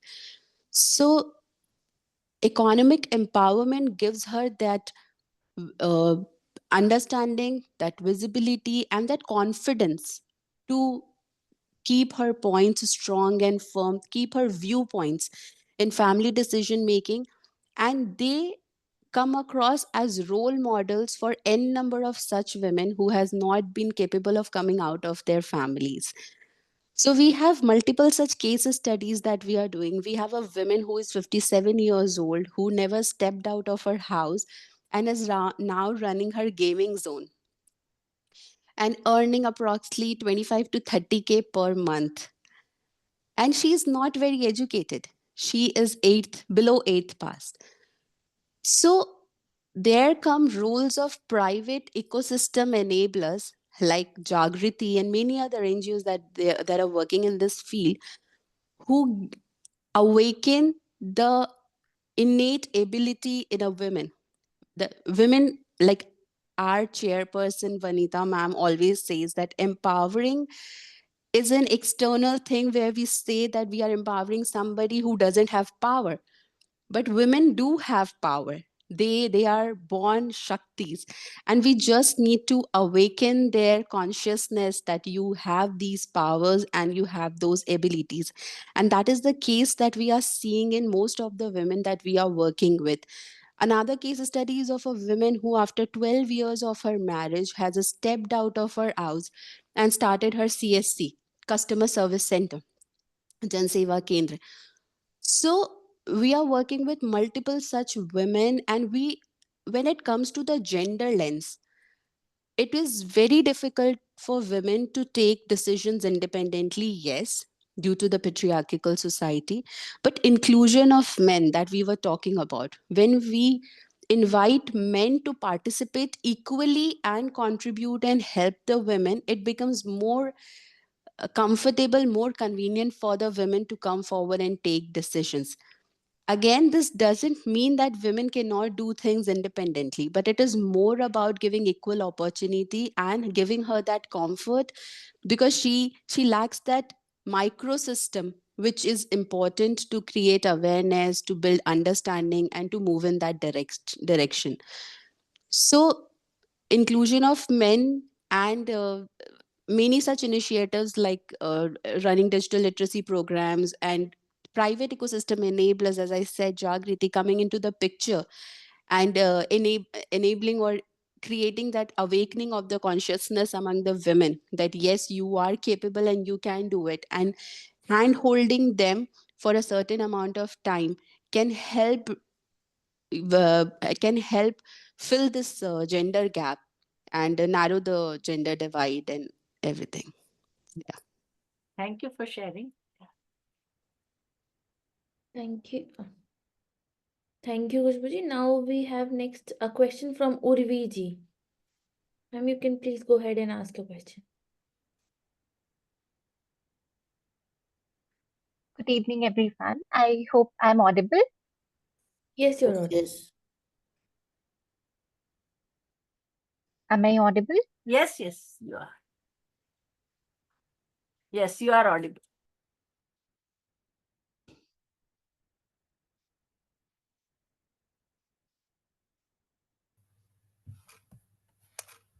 Till then, we can take a Chinese question.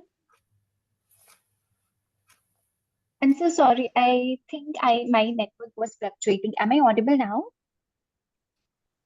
Yes, ma'am, you're audible. So thank you so much. Good evening, everyone. It has been truly a pleasure to listen to all of you and learn from all of you. Before I ask my question, I just had two insights on the discussion that we were having right now, because it's a Young Women Leaders in Public Policy Fellowship, and we're here to learn from each other.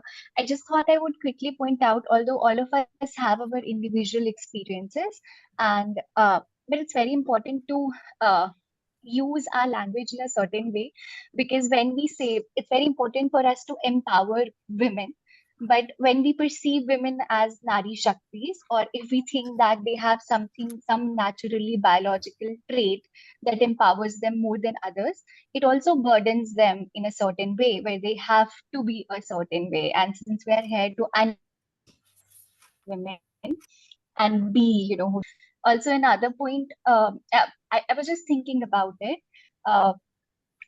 I think Aisha ma'am shared her insights about her work and how, the kind of the experiences she had, and how women also participate in a patriarchal structure, just like men. But I also think in popular culture, there's this very, this idea of bringing women, bringing each other down, which is also to validate the secondary status of women, probably to make us believe that we are not able to empower ourselves because we are responsible for it in a certain way. So I think I mean, this has been my personal experience so far. I think one way to change that narrative is to empower women around us in whichever way we can. Okay, so now coming to my question, I think I asked this question in the towards the beginning of our discussion. I think some aspects of this question has actually been answered already in the discussions we have had about women from different regions and castes and rural backgrounds. So my question was really about how the reservation policies can better account for the intersectional challenges faced by women from marginalized communities. So how can policy making be more inclusive and responsive to the diverse needs of women, especially in terms of regional, caste, and class differences?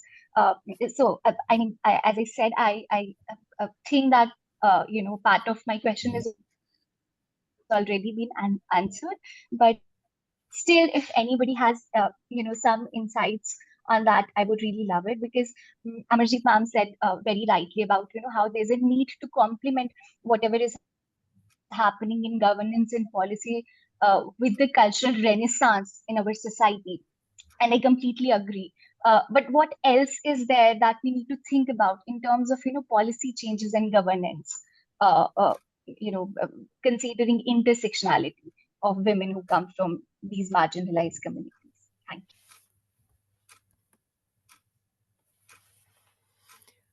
Yes, somebody will answer, but I only, before Urvi, the intervention was being made on economic empowerment. But I want to tell you from my experience when I was in the students' movement, later on women's movement, and then in the trade union movement. What I found that highly economically empowered women also faced discrimination, gender injustice, and not being allowed to have any power for spending the way they want to. Those rights were not with them. So that's why again and again I say that we have to have a macro policy level framework, inclusive policies. We also have to have affirmative steps as for reservation issue which Urvi is raising.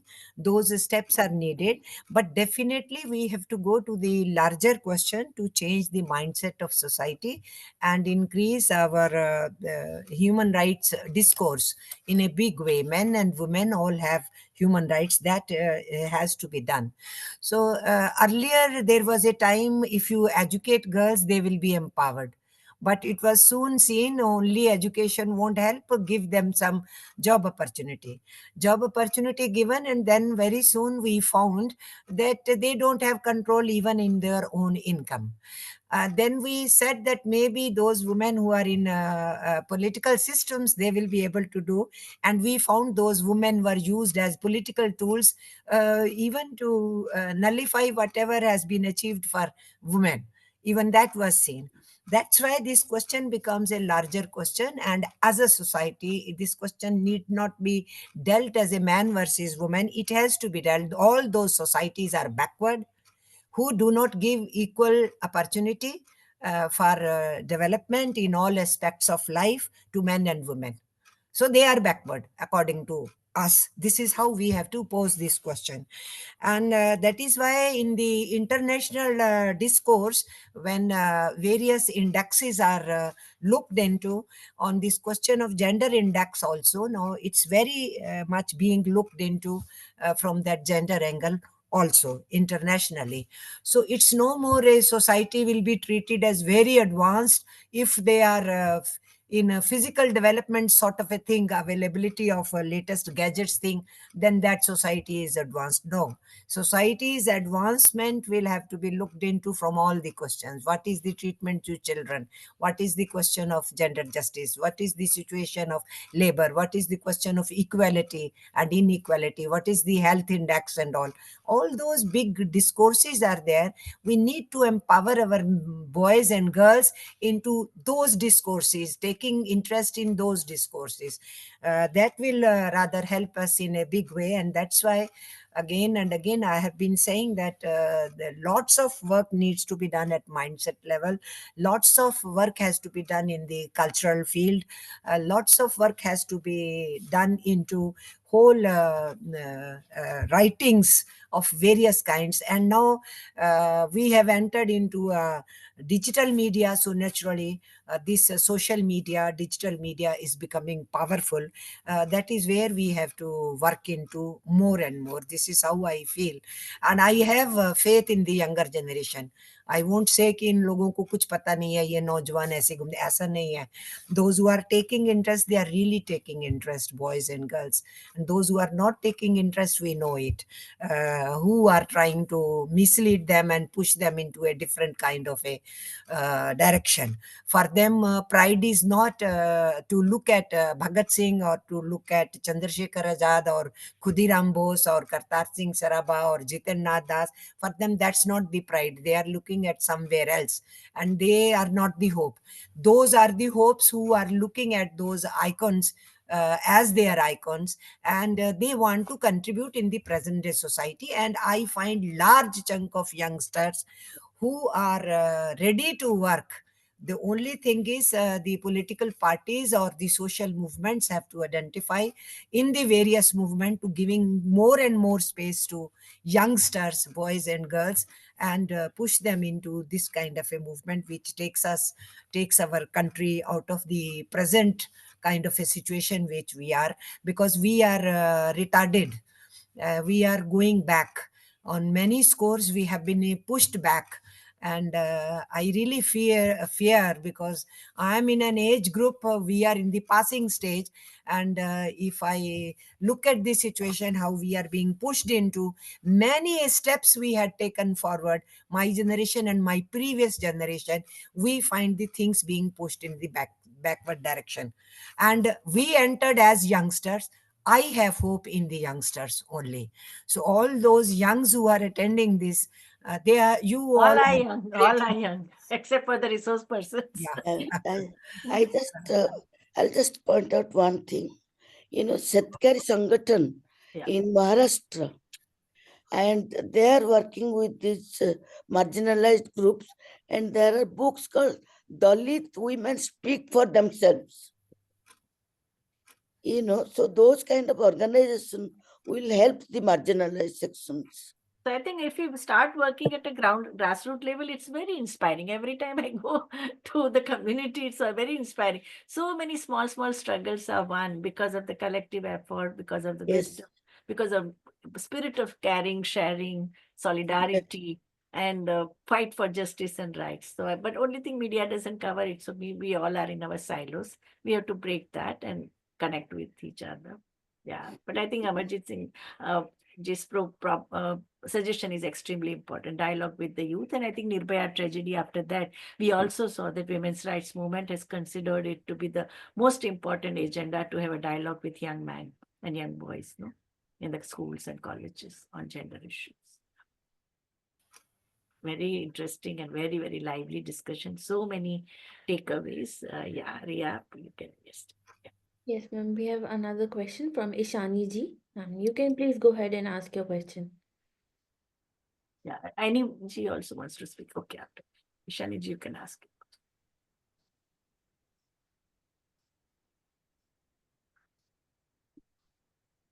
Hello, ma'am.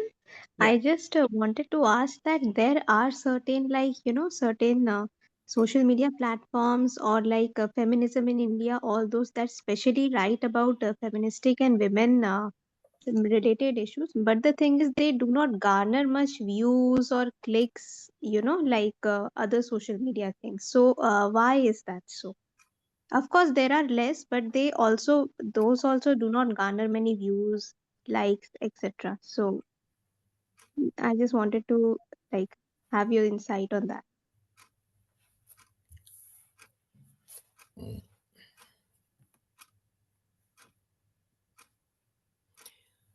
So somebody should answer Ishani's question, but I only want to add here.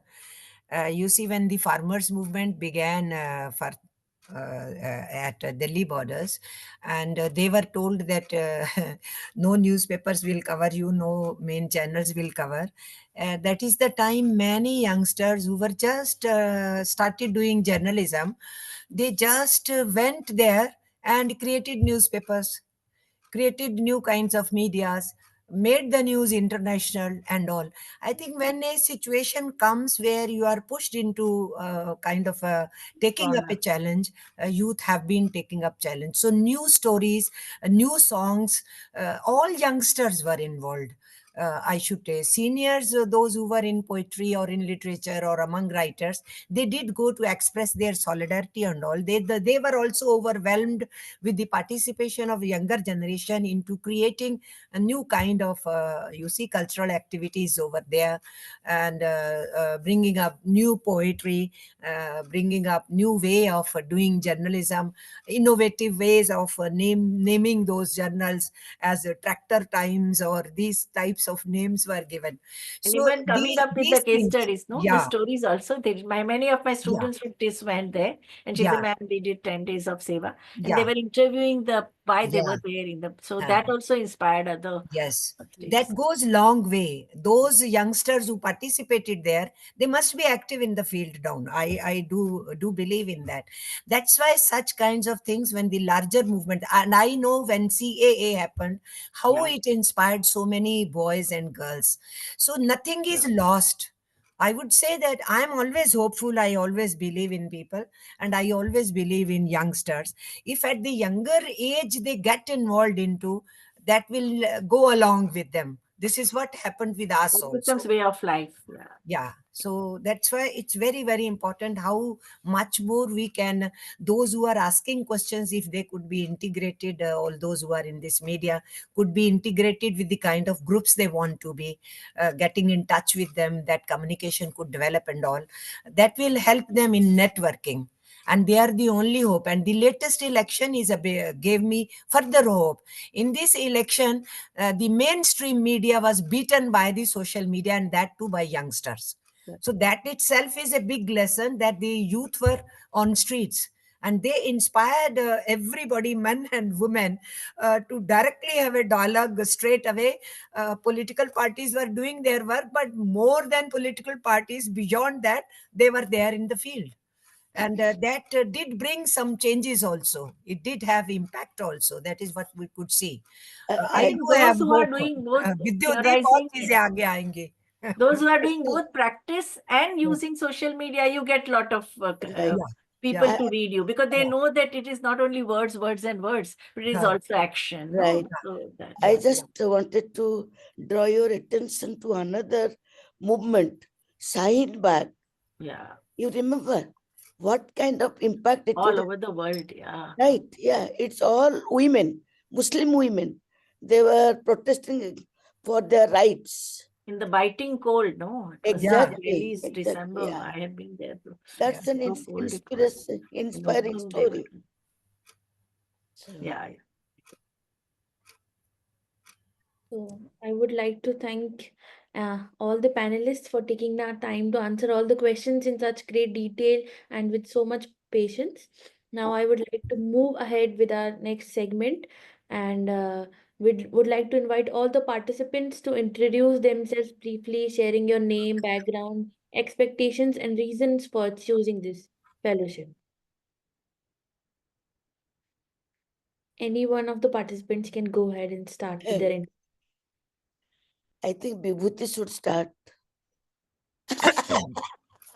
I'm the Best chairperson. I'm the to everybody, I chairing would the like to session. take We had the one who conceptualized the course, and it was with this as Amarjeet Singh, and I think our keynote speaker, Comrade Annie, also said that it is very important to reach out to the youth. So with that commitment, and these are the areas which are extremely important: governance, women's decision-making power in governance, political participation, and the most major uphill task that we have of increasing work participation of women. So we chose these three thematic areas. We also got a very good response. So that's okay. Good health to everybody. I take leave. Thank you. Yeah. So I am Bidyut Mohanty. I am an eco-feminist and economic historian. So I work with the grassroots panchayat women in the rural areas for last maybe 25 years. So this Since is 1994 only. Yeah. Yeah, and this is my introduction. And I got interested because the young women are participating. Maybe we can contribute something from our own experience, from the field study. So that curiosity brought me to this forum. Thank you for IMPRI for inviting me. Hi, I'm Dr. Khushbu. I've already given a brief introduction of mine. I have done my doctorate in management studies from Banaras Hindu University. And I have special inclination towards entrepreneurship and startups. So that is my core research area: strategy, entrepreneurship, and startups. And currently, I'm working with an NGO, as I shared, in the development sector. And there is also one center of excellence, which is women. Apart from that, we have handicrafts, and we have other segments, bioregional, and 7 centers of excellence. And I am heading the impact vertical with the organization. So with that growing interest in monitoring, learning, and evaluation, and how things can be taken up, public policy, and how women play a major role, and all those things, I found this a good opportunity to do networking and learn from more people working in this segment. So, yeah, thank you. Yes, this is Dr. Kasturi Naik. I'm an associate professor with the Universal AI University, and I belong to the management department with HR specialization. The purpose why I have enrolled is first and foremost to understand the mindset which is required for framing a policy without any bias, because even sometimes a woman may have certain biases which are not right. And as Amarjeet Kaur ma'am and Mohanty ma'am mentioned, that this is not only about women, it is about a society, a ecosystem where men and women are equal. So that's the first reason. Second is to understand the frameworks. So there are certain set frameworks, I believe. So there will be exchange of ideas of these frameworks. And the third is by means of research, because I'm a researcher, I'm a PhD guide also. So by means of research, how can we come to the call to impact or call to action? So thank you and looking forward for the upcoming sessions. Thank you, ma'am. I just have a little announcement that participants are requested to accept the join as panelist invitation being sent, allowing them to enable their audio and video.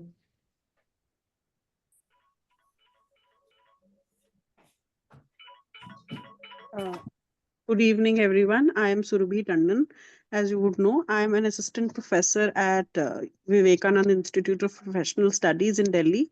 I just finished my PhD. The final viva is pending. My PhD was on digital politics, and that is why I'm interested in this workshop. And I am trying to also understand the nuances of digital divide and digital politics from a gendered perspective. I am also a teaching associate at a MOOCs course, which is called Society and Media on SWAYAM platform. So we are also trying to understand what are the needs of women who are opting for digital education, because women might have different preferences, choices, and needs when they are pursuing digital education. And also the idea that how NEP is, facilitating this idea of digital education. So we are trying to understand it through our presentations. I recently also presented a paper on how influencer interviews of women politicians are bringing out their real struggles, like especially their bodily struggles, because Mahua Mitra in one of the interviews talked about how she was undergoing the whole uterus removal surgery when she was thrown out of her house and her membership was cancelled from the Lok Sabha. So she discussed that in one of the influencer interviews, and how social media is framing different, at least social media is framing different narratives for the women politicians. So that is why I was interested in this workshop, to understand the gendered perspectives to digital politics.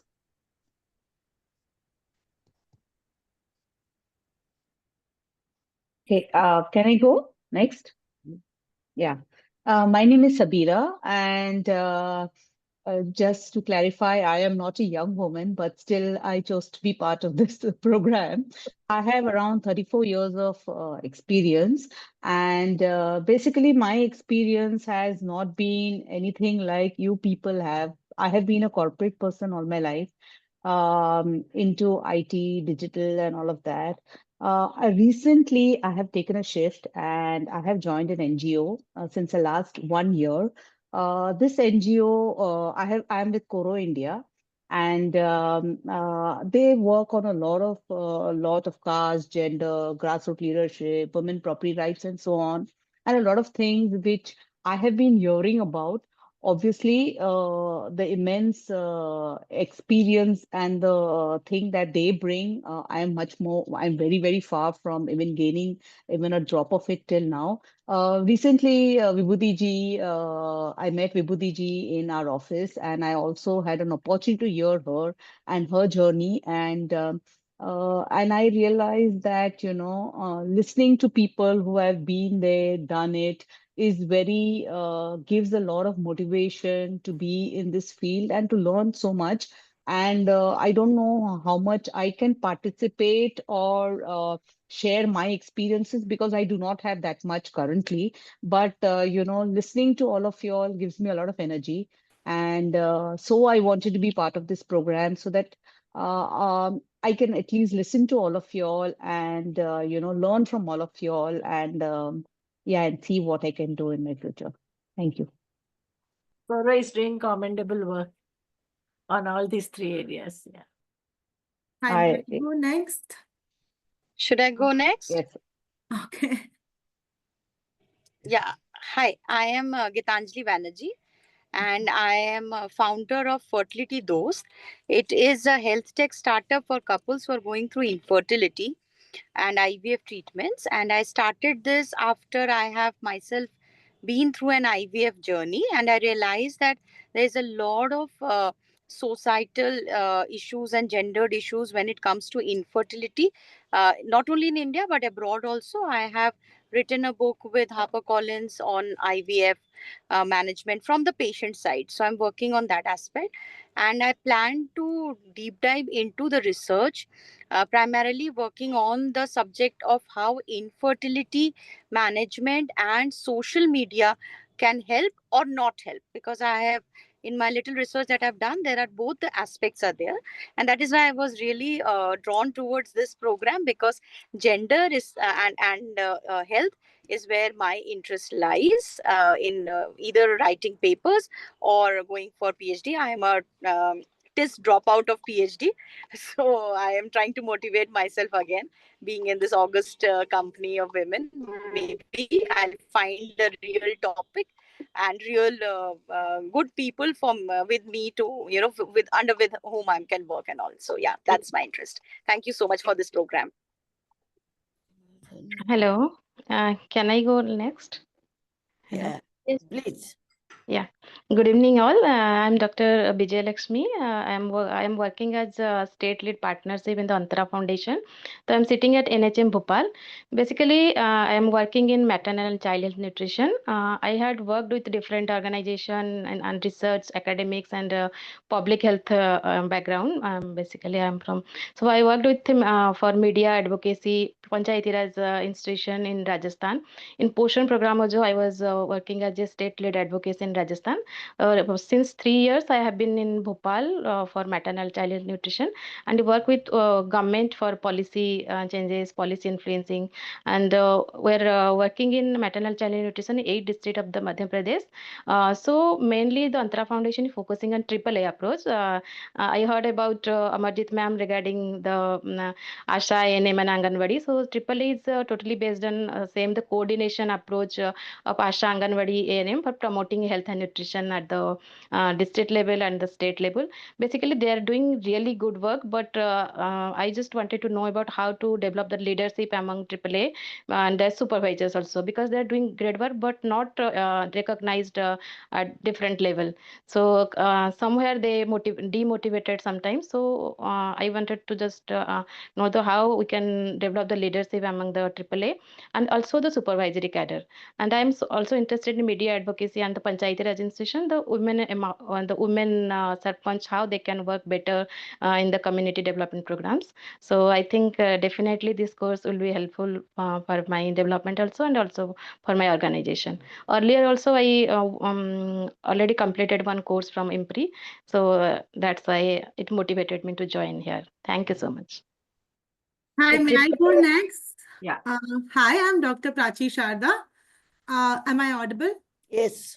Yeah, I'm Dr. Prachi Sharda, and I currently work with the World Health Organization as the mental health consultant to the Ministry of Health. So I basically work with the Ministry of Health, and I work on the policies. I am sent by the WHO to work with the IAS officers there and the policymakers there. So that is basically my job. Before this, I've worked in Mumbai on grassroots with young adolescent children. I also had a small organization called Educators of Equality. Post that, I worked with the government of Maharashtra during the entirety of COVID, where I supported in making policy for mental health during the pandemic. And currently, I work with Dr. Neha Garg at the Ministry of Health, who heads the mental health department. So since we are currently, working on updating policies and working around mental health, I thought that IMPRI would be a great way to learn more. And also because I am a alumna of TIS, of course, because of Vibhuti ma'am, when I saw her name, I thought that I should definitely go ahead with this. So what I aim to learn from this mainly is understanding how I can make a better gender policy, where I can, have that 360-degree outlook, where I'm also able to sort of support the marginalized, but also not forget the women, the working women today who face challenges at different levels in mental health. So that is basically my goal right now. And I'm looking forward to learn a lot through our discussions from IMPRI. Thanks a lot. May I start? Yes, ma'am. Please go ahead. I am Dr. Mohinder Pal Sandhu, working as an assistant professor at Baba Banda Singh Bahadur Engineering College, Fatehgarh Sahib. So I have worked on voicing civil oppression. So I have been working on autobiographies, and I have my research orientation towards that only. And I wish to work further because we people normally talk about marginalization. Sometimes we are not economically marginalized that way. Still we suffer a lot, and our suffering is from different perspective, different point of view. So I am trying to connect it, and I am trying to work upon it. Even I want to start up something that basically I have worked on two books. I have penned two books. One is my poetry books, that is Echoes of My Heart. So this is my own story. I myself have struggled a lot and still in a struggling phase. So I just want to have some startup that the way I have suffered, the other women should not. And this, I thought this is going to be a platform for me, so that I could learn something from like-minded people, and I could join some organization, and I could develop my own vision in that way. Because earlier I could not get that much time. I have spent so much time till now, and I have recently been awarded my PhD degree also with Dr. Savraj Raj. He is an eminent scholar, and he has been motivating all the time. And I am now working on different perspectives. That is how uh, bodily pleasure, sensuality, it could be ultimately turned to spirituality also. And women sometimes they don't want to talk that what is going inside them, and how they have to act and how they have to react. They are not able to voice, and their voices are normally polyphonic voices, and even when they write their autobiographies also. So this is all from my side. Thank you. Can I go next? Yes, ma'am, please. Yes. So, good evening. I'm Divya Chavan Jatsak. I'm a lawyer by profession, practicing in the Pune District Court and Bombay High Court for the past 14 years. I have been working in the space of gender and women and child rights, in particularly handling domestic violence cases as well as posh matters and child abuse cases. Apart from that, I am also pursuing my PhD in legal empowerment of self-help groups, in particularly with respect to violence, and also run an NGO, which basically provides a platform for women of self-help groups to keep their products. This is basically in Pune. This is called Smile, and the other part is called Alert, which basically we have a program for children and women change makers within the society to create awareness on climate change. So basically I have joined this course also to learn more, and in whichever aspect I think it helps me to get more knowledge and to maybe make a difference within the sectors I'm working in. So thank you.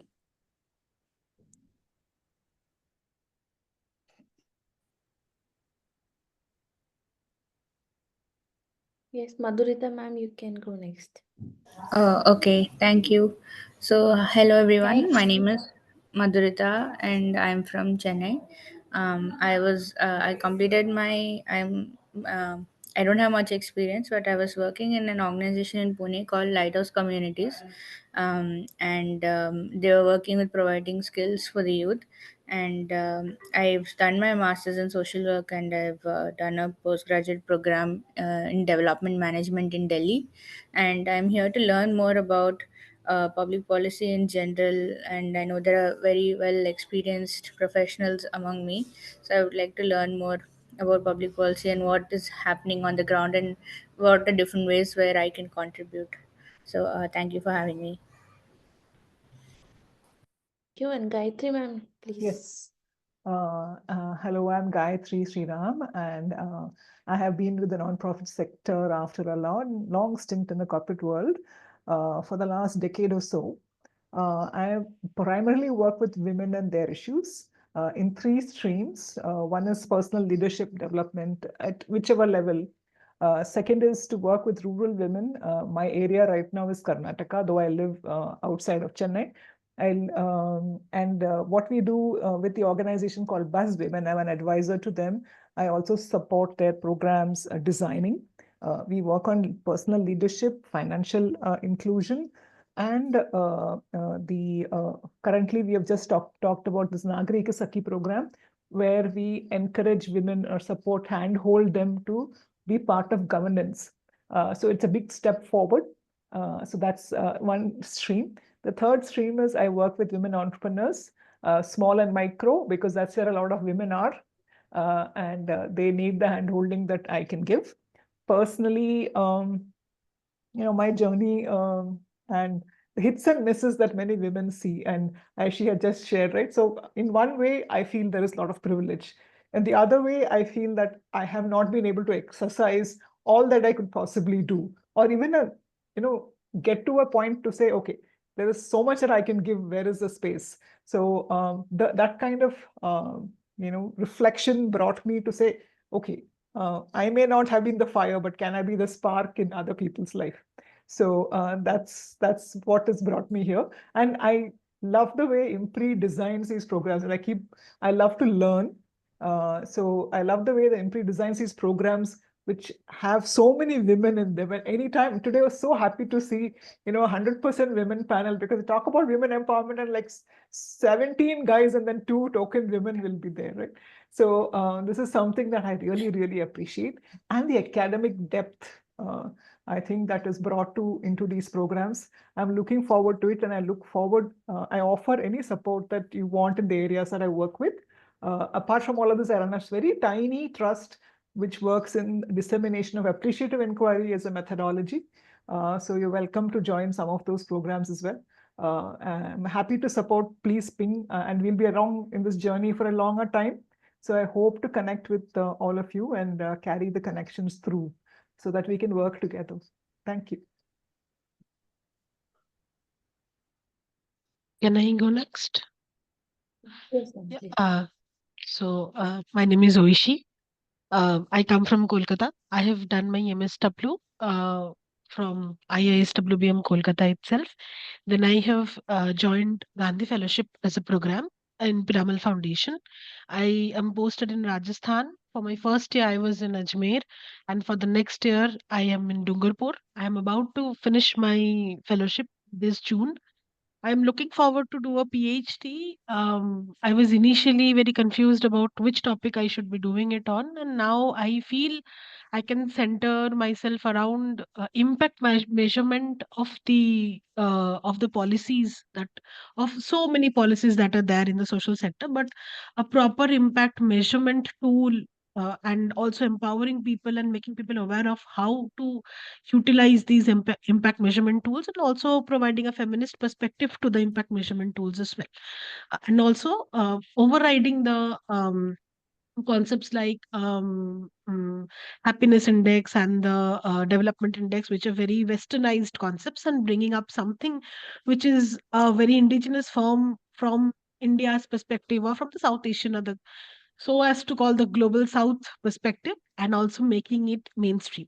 Well, Thank even you. those index have a patriarchal perspective, because this happiness index, all the feminists in Tibet are saying, Bhutan are saying that there is a rampant domestic violence. Yes. That is not there as one of the indicators. Yes.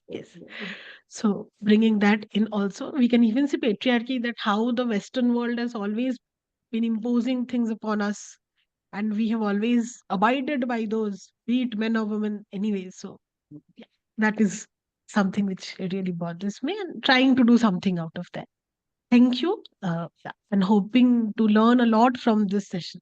Thank you. Thank you, ma'am. Srijaji, you can go next. Good evening, everyone. This is Srija Mukherjee.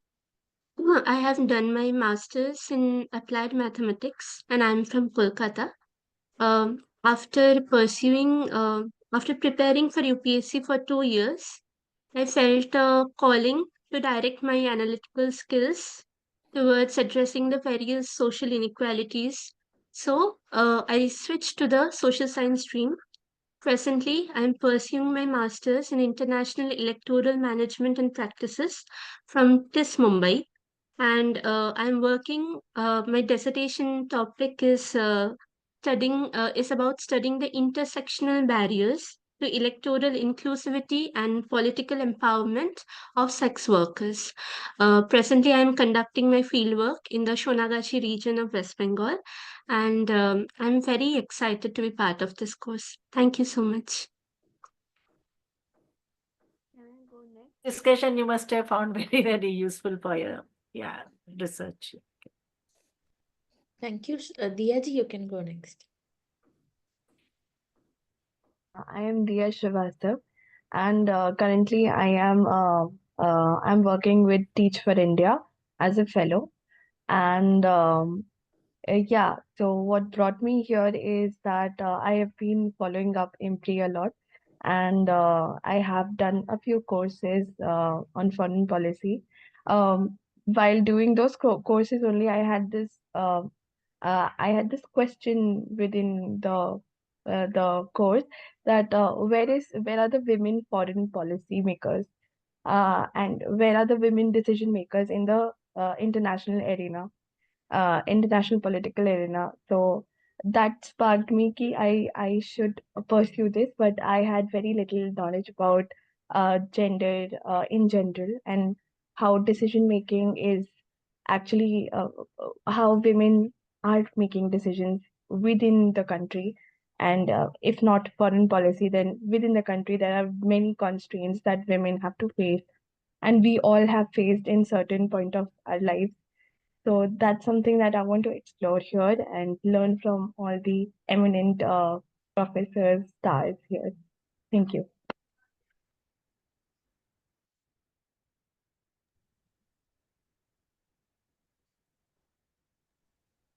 We have Sayali Shirke has the first.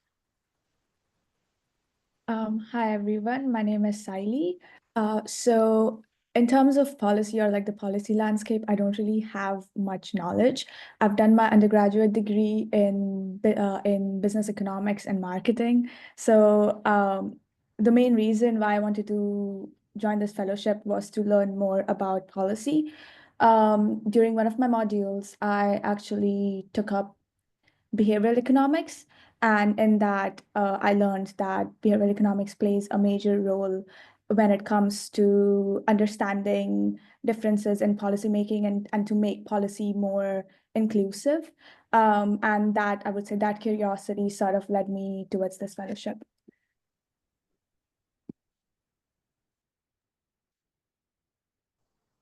Swatiji, would you like to go next? Yeah, I'm from the Mumbai. I'm working from the Coro India as a counselor. I'm different types of the NGOs working with, and I'm also working with One Stop Center, very closely working with women's domestic violence cases and child abuse cases I handle to day. So my expectations for this was of my knowledge increase, and my I'm excited for this course. Thank you. Thank you. Nihalika ji?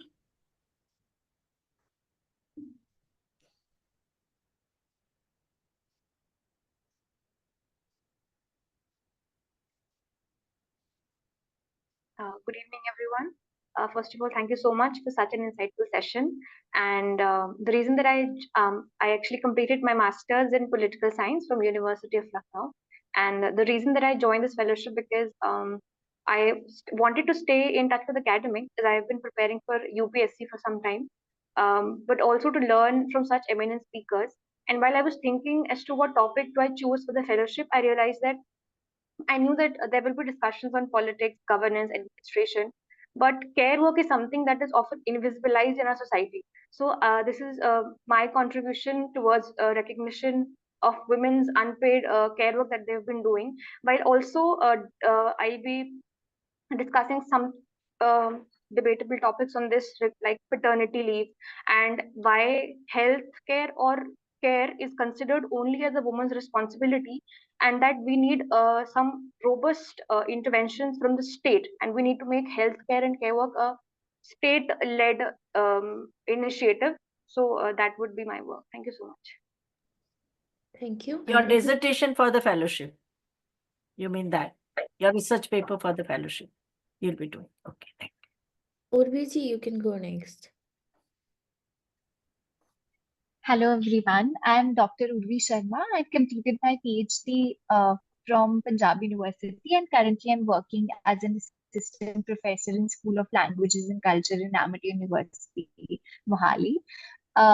I recently published my first monograph on the critical reception of Arundhati Roy. It is titled The Unsuitable Girl. It is published with Cambridge Scholars Publishing. And one of the major, because my expertise is in reception theory and gender studies. So one of the, frameworks within which I evaluated the reception of her writings has to do with Arundhati Roy's gender. So it's not only about what she writes, but also what she wears. When she makes her public appearances, what kind of jewelry is she wearing, whether she's cutting her hair or not, how all these ideas become so important, how her body, how her beauty becomes exoticization of not just her book but also her looks become so important to the reception of her writings.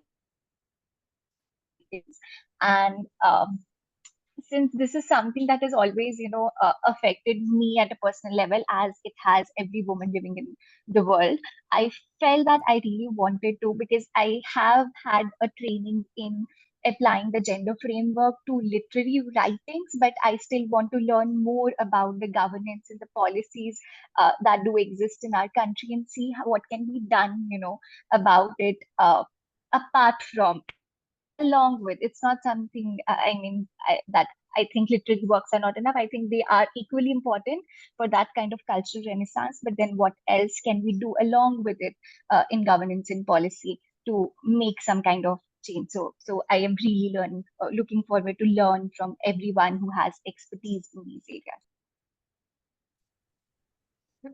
areas. Thank you. And Aditi ji, you can go next.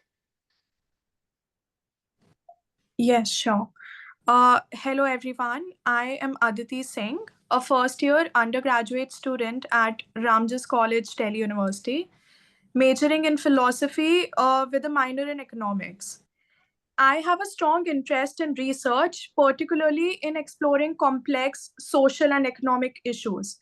So joining this course is like a very exciting opportunity for me to deepen my understanding of policy making, leadership, and its real world impact. And with today's session as a fantastic start, I am looking forward to gaining new perspectives, honing my skills, and contributing meaningfully to discussions throughout this journey. Thank you so much. Thank you, ma'am. And Alvia Mariachi, you can go next.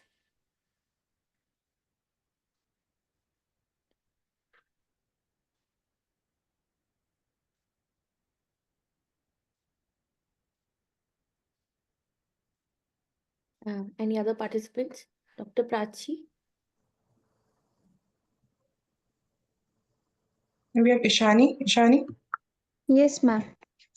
please go ahead. Hello. Yes, ma'am. Good evening, everyone. I have worked as an associate editor for the Global Forum of Communities Associated and Inclusivity Project in New York, and presently I'm working as an heritage researcher for the state of West Bengal, Manipur, and Nagaland. And I've also joined IMPRI as an editorial intern. And I have joined this course as I do not have a background in gender and policy making, and to get knowledge and exposure from the expert. And I would like to pursue gender studies as my master's further. And I would like to thank IMPRI and wonderful panel for such an insightful session. Thank you.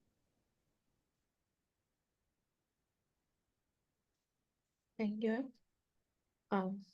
Now Gitanjali ji and Jyotika ji, would you like to go ahead? Yeah, I spoke already. Okay. Jyotika. Yes. Sorry. Yeah, I spoke. We have Priyanka Patel as well. No, ma'am. No? Yes. Yeah, she's there. Please go ahead. Hello. Namaste, everyone. I'm Priyanka Patel, the founder of Galaxy Lania Kia. I'm basically from Rajasthan, Udaipur.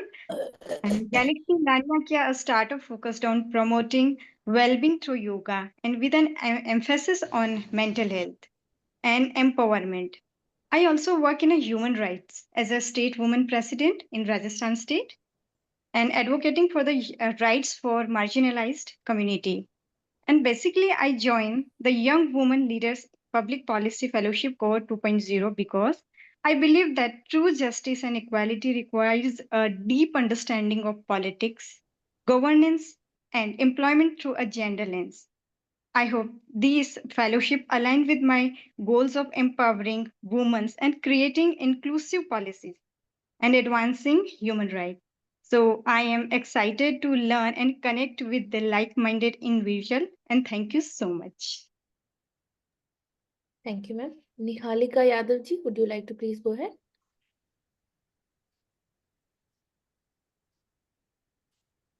I've spoken already. Okay. Only Alvia ji and Jyotika ji are left. Yes, ma'am. If they're able to unmute, both of them can go.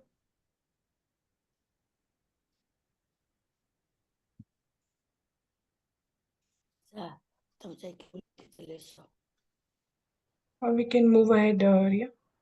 Sure. So moving on to the next segment of today's program, I would like to invite Dr. Vishali Singh, Assistant Research Manager at Team IMPRI, and she will now discuss the program structure, objectives, and expectations for the fellowship. Over to you, ma'am. Thank you, Ria. A very good evening to everyone, esteemed panels and the fellows. So as part of your fellowship, I'll be discussing the various components of the fellowship that are required to be fulfilled. Yeah, we are having the presentation here for it. So yeah, as part of your fellowship, fellows will be provided a document which is going to be the guidelines document and reading resources, which will contain all the various components essential that are required to be fulfilled by the fellows. We can go ahead with the documents. Right, so the guideline document itself outlines the various details pertaining to the fellowship here itself. We can move ahead. Right. It also provides you with the previous cohort's anthology of essays and event outcome report. The anthology of essays is particularly the research essays that our past fellows have submitted, and the current fellows are also going to submit as part of the fellowship program. So for your reference, you can always, we have provided the link itself in the guidelines document, so you can access the fellowship, the anthology of essays to understand the various kind of topics that our previous fellows have engaged in and how the structure of the paper was laid out. We can move ahead with that.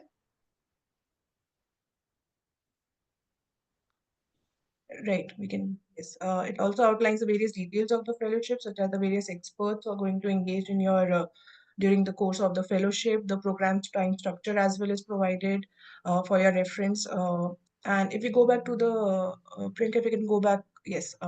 So you can see in the program time structure, we have laid out the various timelines as well for the fellows to understand uh, when all you're supposed to submit the abstract, the extended abstract, the research essays, the PPTs that the fellows are going to give during as part of your research essay, and the various timeline for your research essay submission as well. It is laid out in the program time structure, which is there in the event page as well. We can move right.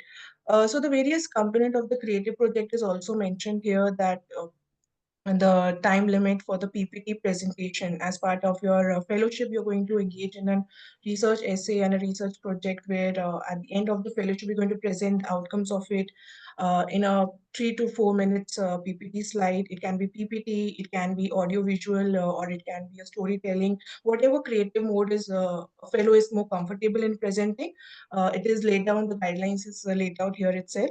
We can move ahead. Right. The abstract submission and deadlines are also provided here. The length of the abstract that is supposed to be submitted and the date which is supposed to be submitted by. Then we have January 16, 2025 as the deadline for the submission of your abstract. Right. In the guidelines document itself, you'll find a separate section where a detailed outline and the timeline is provided for various essential components, such as that's going to be your abstract submission, the project selection, the project update interaction with the experts, which will include Vibhuti ma'am and the other experts who are going to engage to help you either refine your topic or select whichever at what stage the fellow is there. We're going to have time and again interactive sessions with the expert to give you more support and assistance in drafting your papers and the different stages of research that is required, be it your literature review, if someone is engaging in a more in-depth research for that as well, such as developing into more qualitative or quantitative research aspect. So on and so forth, we have laid out the different interaction dates as well here. Then we had the PPT dates as well mentioned here, and the research essay draft submission, which is going to take place in the month of March. And then it will go to our expert for the review. And after that, the final submission is going to be made by the fellows after making the required changes as suggested by experts. So here itself, you'll find the proper timeline of the fellowship. Yes, we can go ahead. The program highlights are also mentioned here for your reference if anybody wants to go in depth with respect to how they can go ahead with their research. We can go.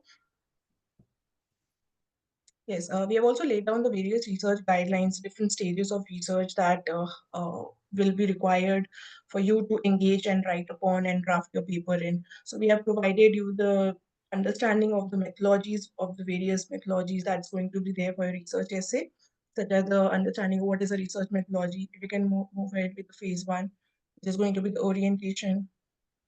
Then the phase two is the tool testing and pilot study. If someone is going into more uh, empirical method of laying out their research, so that's there, such as the field work as well. And then at the end, the phase four, which is going to be the report writing.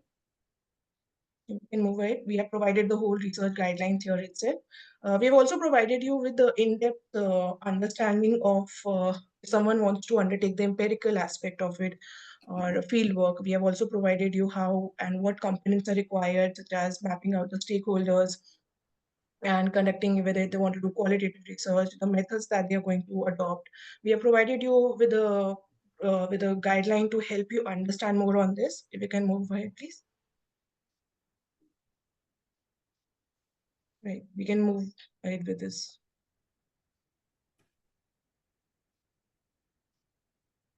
The style guidelines as well. So as part of your research essay submission, IMPRI follows the APA citation style.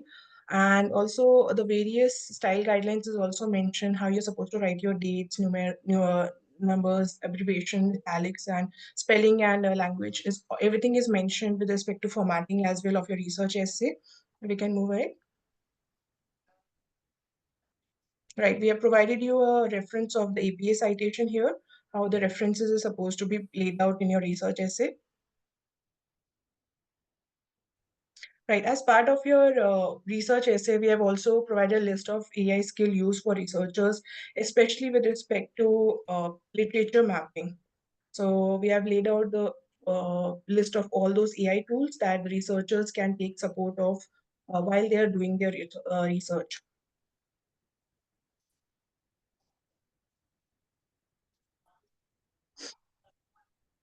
Right, and then we have the plagiarism checker as well. The researchers are and the fellows are expected to submit a plagiarism report along with the research essay, so that we can stay apprised with the plagiarism aspect, which is going to be 10% as per the guidelines. So that's also one of the components that the researchers have to adhere to. And the layout of the research essay is also provided. It's supposed to be in a 3,000 to 4,000 word limit. And the various components that's supposed to be included in the research essay is provided in the layout of research essay heading.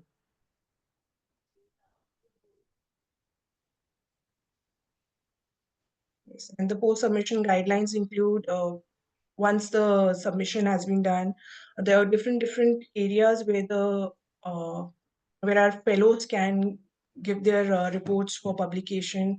After the chapter submission, they can obviously reach out to making a blog article also for their research that you have undertaken, or if you have to want to publish it in a more ethical manner, you can reach out to ResearchGates, Academia, and all those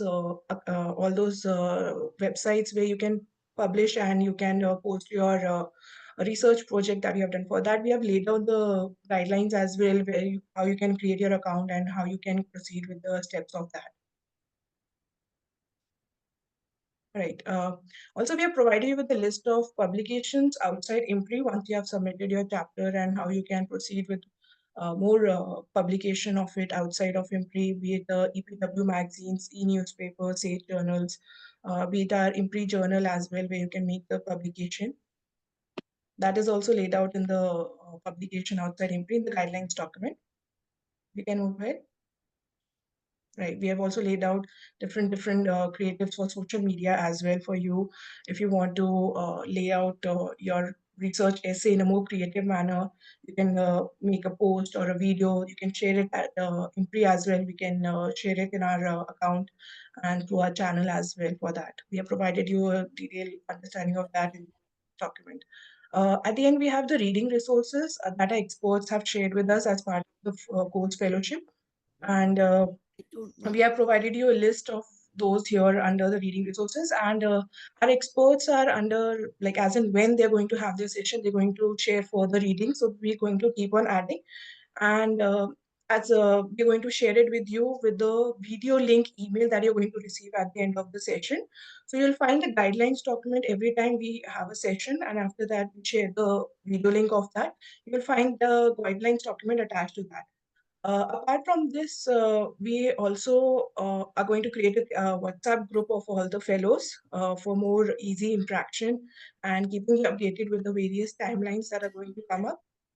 So we hope that you go through the guidelines document, and if you have any doubts, you can reach us to us via WhatsApp or at learning@impri.gmail.com as well. And for your reference, we're going to show you the previous anthology of essays book here. This is the cover page of it, and yes, we're going to go into the contents of the book. This is the table of contents where you can find the various different topics that our previous fellows have undertaken.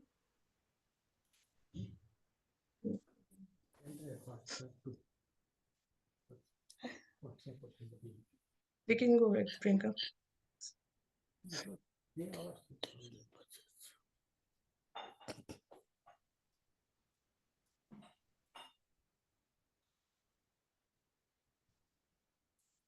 We can come to the fellows profile page as well.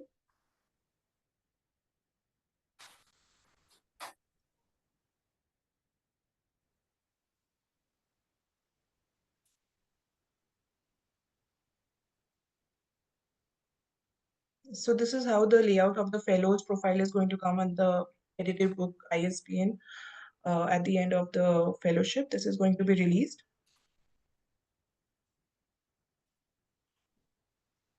For this very purpose, we'll be asking you all to kindly share your profile pictures and a brief description about yourself so that we can add it to the towards the end of the book in the list of contributors.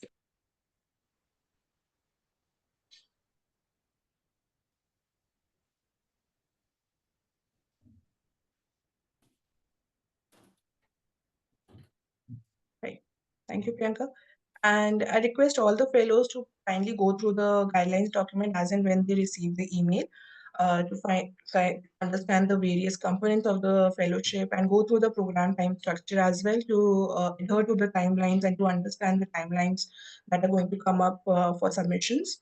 And we're going to have, once we get the abstracts and from all the fellows, we're going to have a session with Vibhuti ma'am regarding your title selection and revision if there's required to discuss further. If someone is not able to understand which topic to undertake, we're going to have a session for that as well.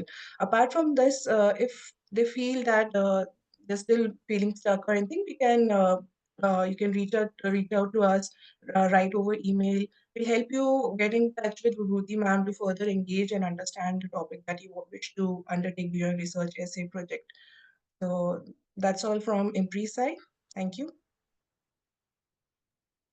Thank you, Vishali ma'am, for the For detailed. for Vibhuti ma'am is saying something. Yes. yeah, for this course, I think we are lucky that Professor M. Indira, ma'am, I mean Indira, she has also shown willingness to be the supervisor and be actively involved, engaged with the participants in terms of the progress of the dissertation in choice and all. So I think all the resource persons, if they have time and they can use give their time for and use their expertise for the dissertation work, they are most welcome. So Professor Bidyut Mohanty also, if whenever you have time, you can join, and also individually also you can guide. We can also make them members of a WhatsApp group as well as email ID. Their email IDs can be shared so that they can directly contact the person, those who are working on their area of specialization, they can directly contact them. So Vibhuti, my presentation will not be held today. Shall I speak today? No, that your presentation as per the timetable. Timetable is shared with you, no? And it is scheduled for 12th, next Sunday. Yours next Sunday is your presentation. Yeah. Oh, I see, 3 to 5. Yeah, 3 to 5. Yeah. The timetable has been given to you. Yeah. So according. But all resource persons are invited for any session they would like, and also be part of the development of the research dissertation of the fellows, whichever, whenever it is possible. Yeah. Thank you. Today was only keynote address by Comrade Raja. Yeah, only keynote. And acclimatizing ourselves with the fellows, because they are also, they have done a lot of work in their own field, and they are also highly motivated and experienced participants. So I just wanted to conclude, listening to all these young women, I feel young myself. Yeah, I think we are very, very fortunate to have such a galaxy of young women who are themselves experts in their own right, and so many areas they can teach us. Yes. With their specialization in startup and entrepreneurship, and so many new words that we are picking up. That's true. Yeah. Okay. Intergenerational learning. Yeah, intergenerational learning. That is happening. All right. Bye. Yeah. Bye.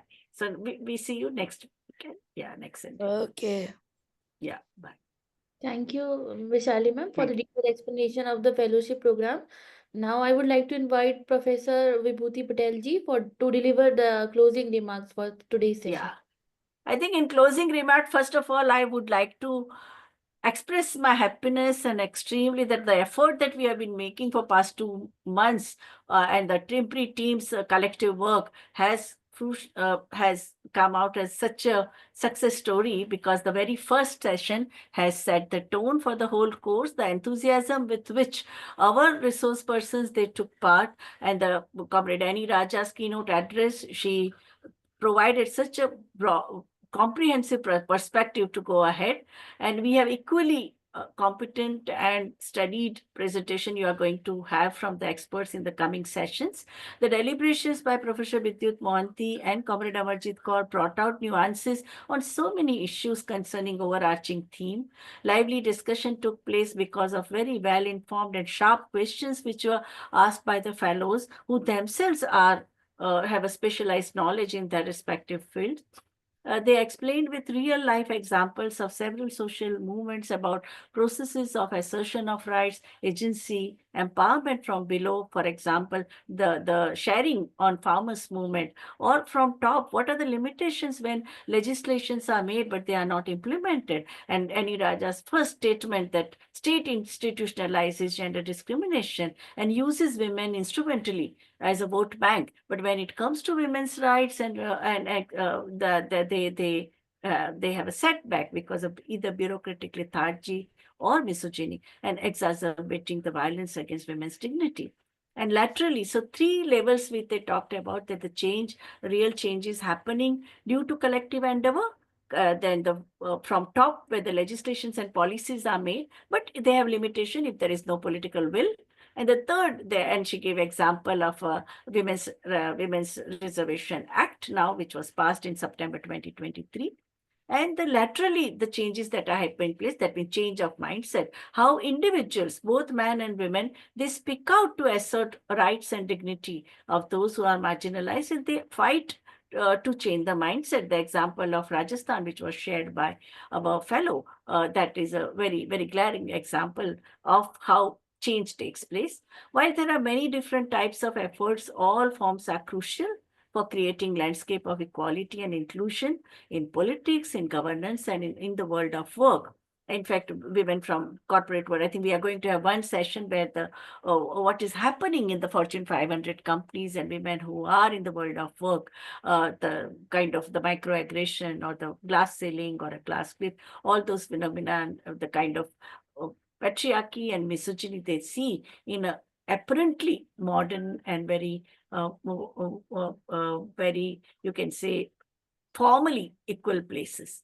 While larger collectives and groups can contribute to empowerment by providing women and gender minorities with their access to resources, opportunities, education, the individuals need to be able to nurture their own sense of empowerment. That is very important. I think we all realize, and I think feminist slogan, personal is political, what is happening in the larger world, it also has a tremendous impact on us, and we also impact the larger world, because it is the individual women who fought against different aspects of inequality that they kick-started the movement and the collective effort that happened because of the example that they and their role models that they provided. So becoming empowered is something that every person deserves, regardless of their background, race, gender, and preference. From that, on the foundation of that, our efforts begin. And it can be more difficult for some people to become empowered than it is for others, because wherever, according to your socio-cultural, caste, ethnicity, and gender locations. And this is because some people are from the oppressive culture.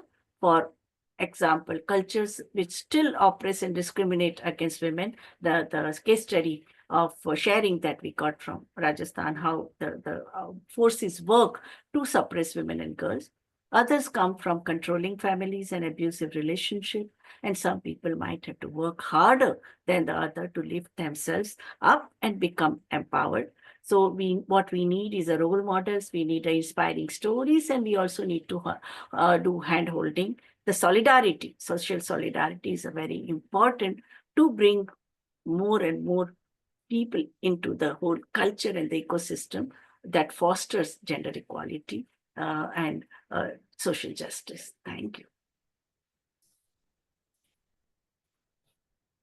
I express my sincere gratitude to Professor Vibhuti Patel ji for her closing remarks, which provided valuable reflections on today's discussion and the importance of empowering women leaders in public policy. So, this concludes the day one of Young Women Leaders in Public Policy Fellowship Cohort 2.0. As we come to the end of the day first of the Young Women Leaders in Public Policy Fellowship, an online National Winter School program, a 4-month online immersive introductory leadership certificate training fellowship. Idea Rawat, researcher at IMPRI Impact and Policy Research Institute, would like to propose the formal vote of thanks on behalf of IMPRI Gender Impact Studies Center. And we are grateful to our experts for day one, Srimati Annie Rajaji and Professor Vibhuti Patelji, for taking out their valuable time and providing participants with an opportunity to gain insights and acknowledge through this online certificate program. And we would like to also extend our heartfelt gratitude to Professor Bidyut Mohanty ji, Professor Indira ji, and Ms. Amarjeet Kaur ji for joining us today and enriching this program with their esteemed presence. We thank all our participants who have raised pertinent questions and actively participated in today's deliberation. Readings for the session have been shared in your email, and a video of the session will also be shared with you for learning. We eagerly await your presence in the upcoming sessions scheduled every Sunday from January 12th to April 6th to 2025, and for the special session on March 8th, International Women's Day. We are really grateful if you are watching us later on YouTube, listening to us our various podcasts, and reading our publications. We hope you continue to join in IMPRI's future web policy talk and web policy learning programs. Wishing you a very good evening. Thank you. Thank you, everyone. And thank you. Like today's session is already in the public domain in YouTube. You can see it in all social media platforms, more than 8 platforms. Secondly, thank you, Ria, for moderating the session. And thank you, Dr. Vaishali Singh, for explaining the course of fellowship. And once again, I think it is the whole credit for today's success goes to Comrade Annie Raja's opening remarks. She gave so many quotable quotes were there in her lecture. No, we can use them for so many of our public speeches and writings. Thank you. Thank you, Dr. Thank you. Thanks a lot. Thank you very And much. all the best. Yeah.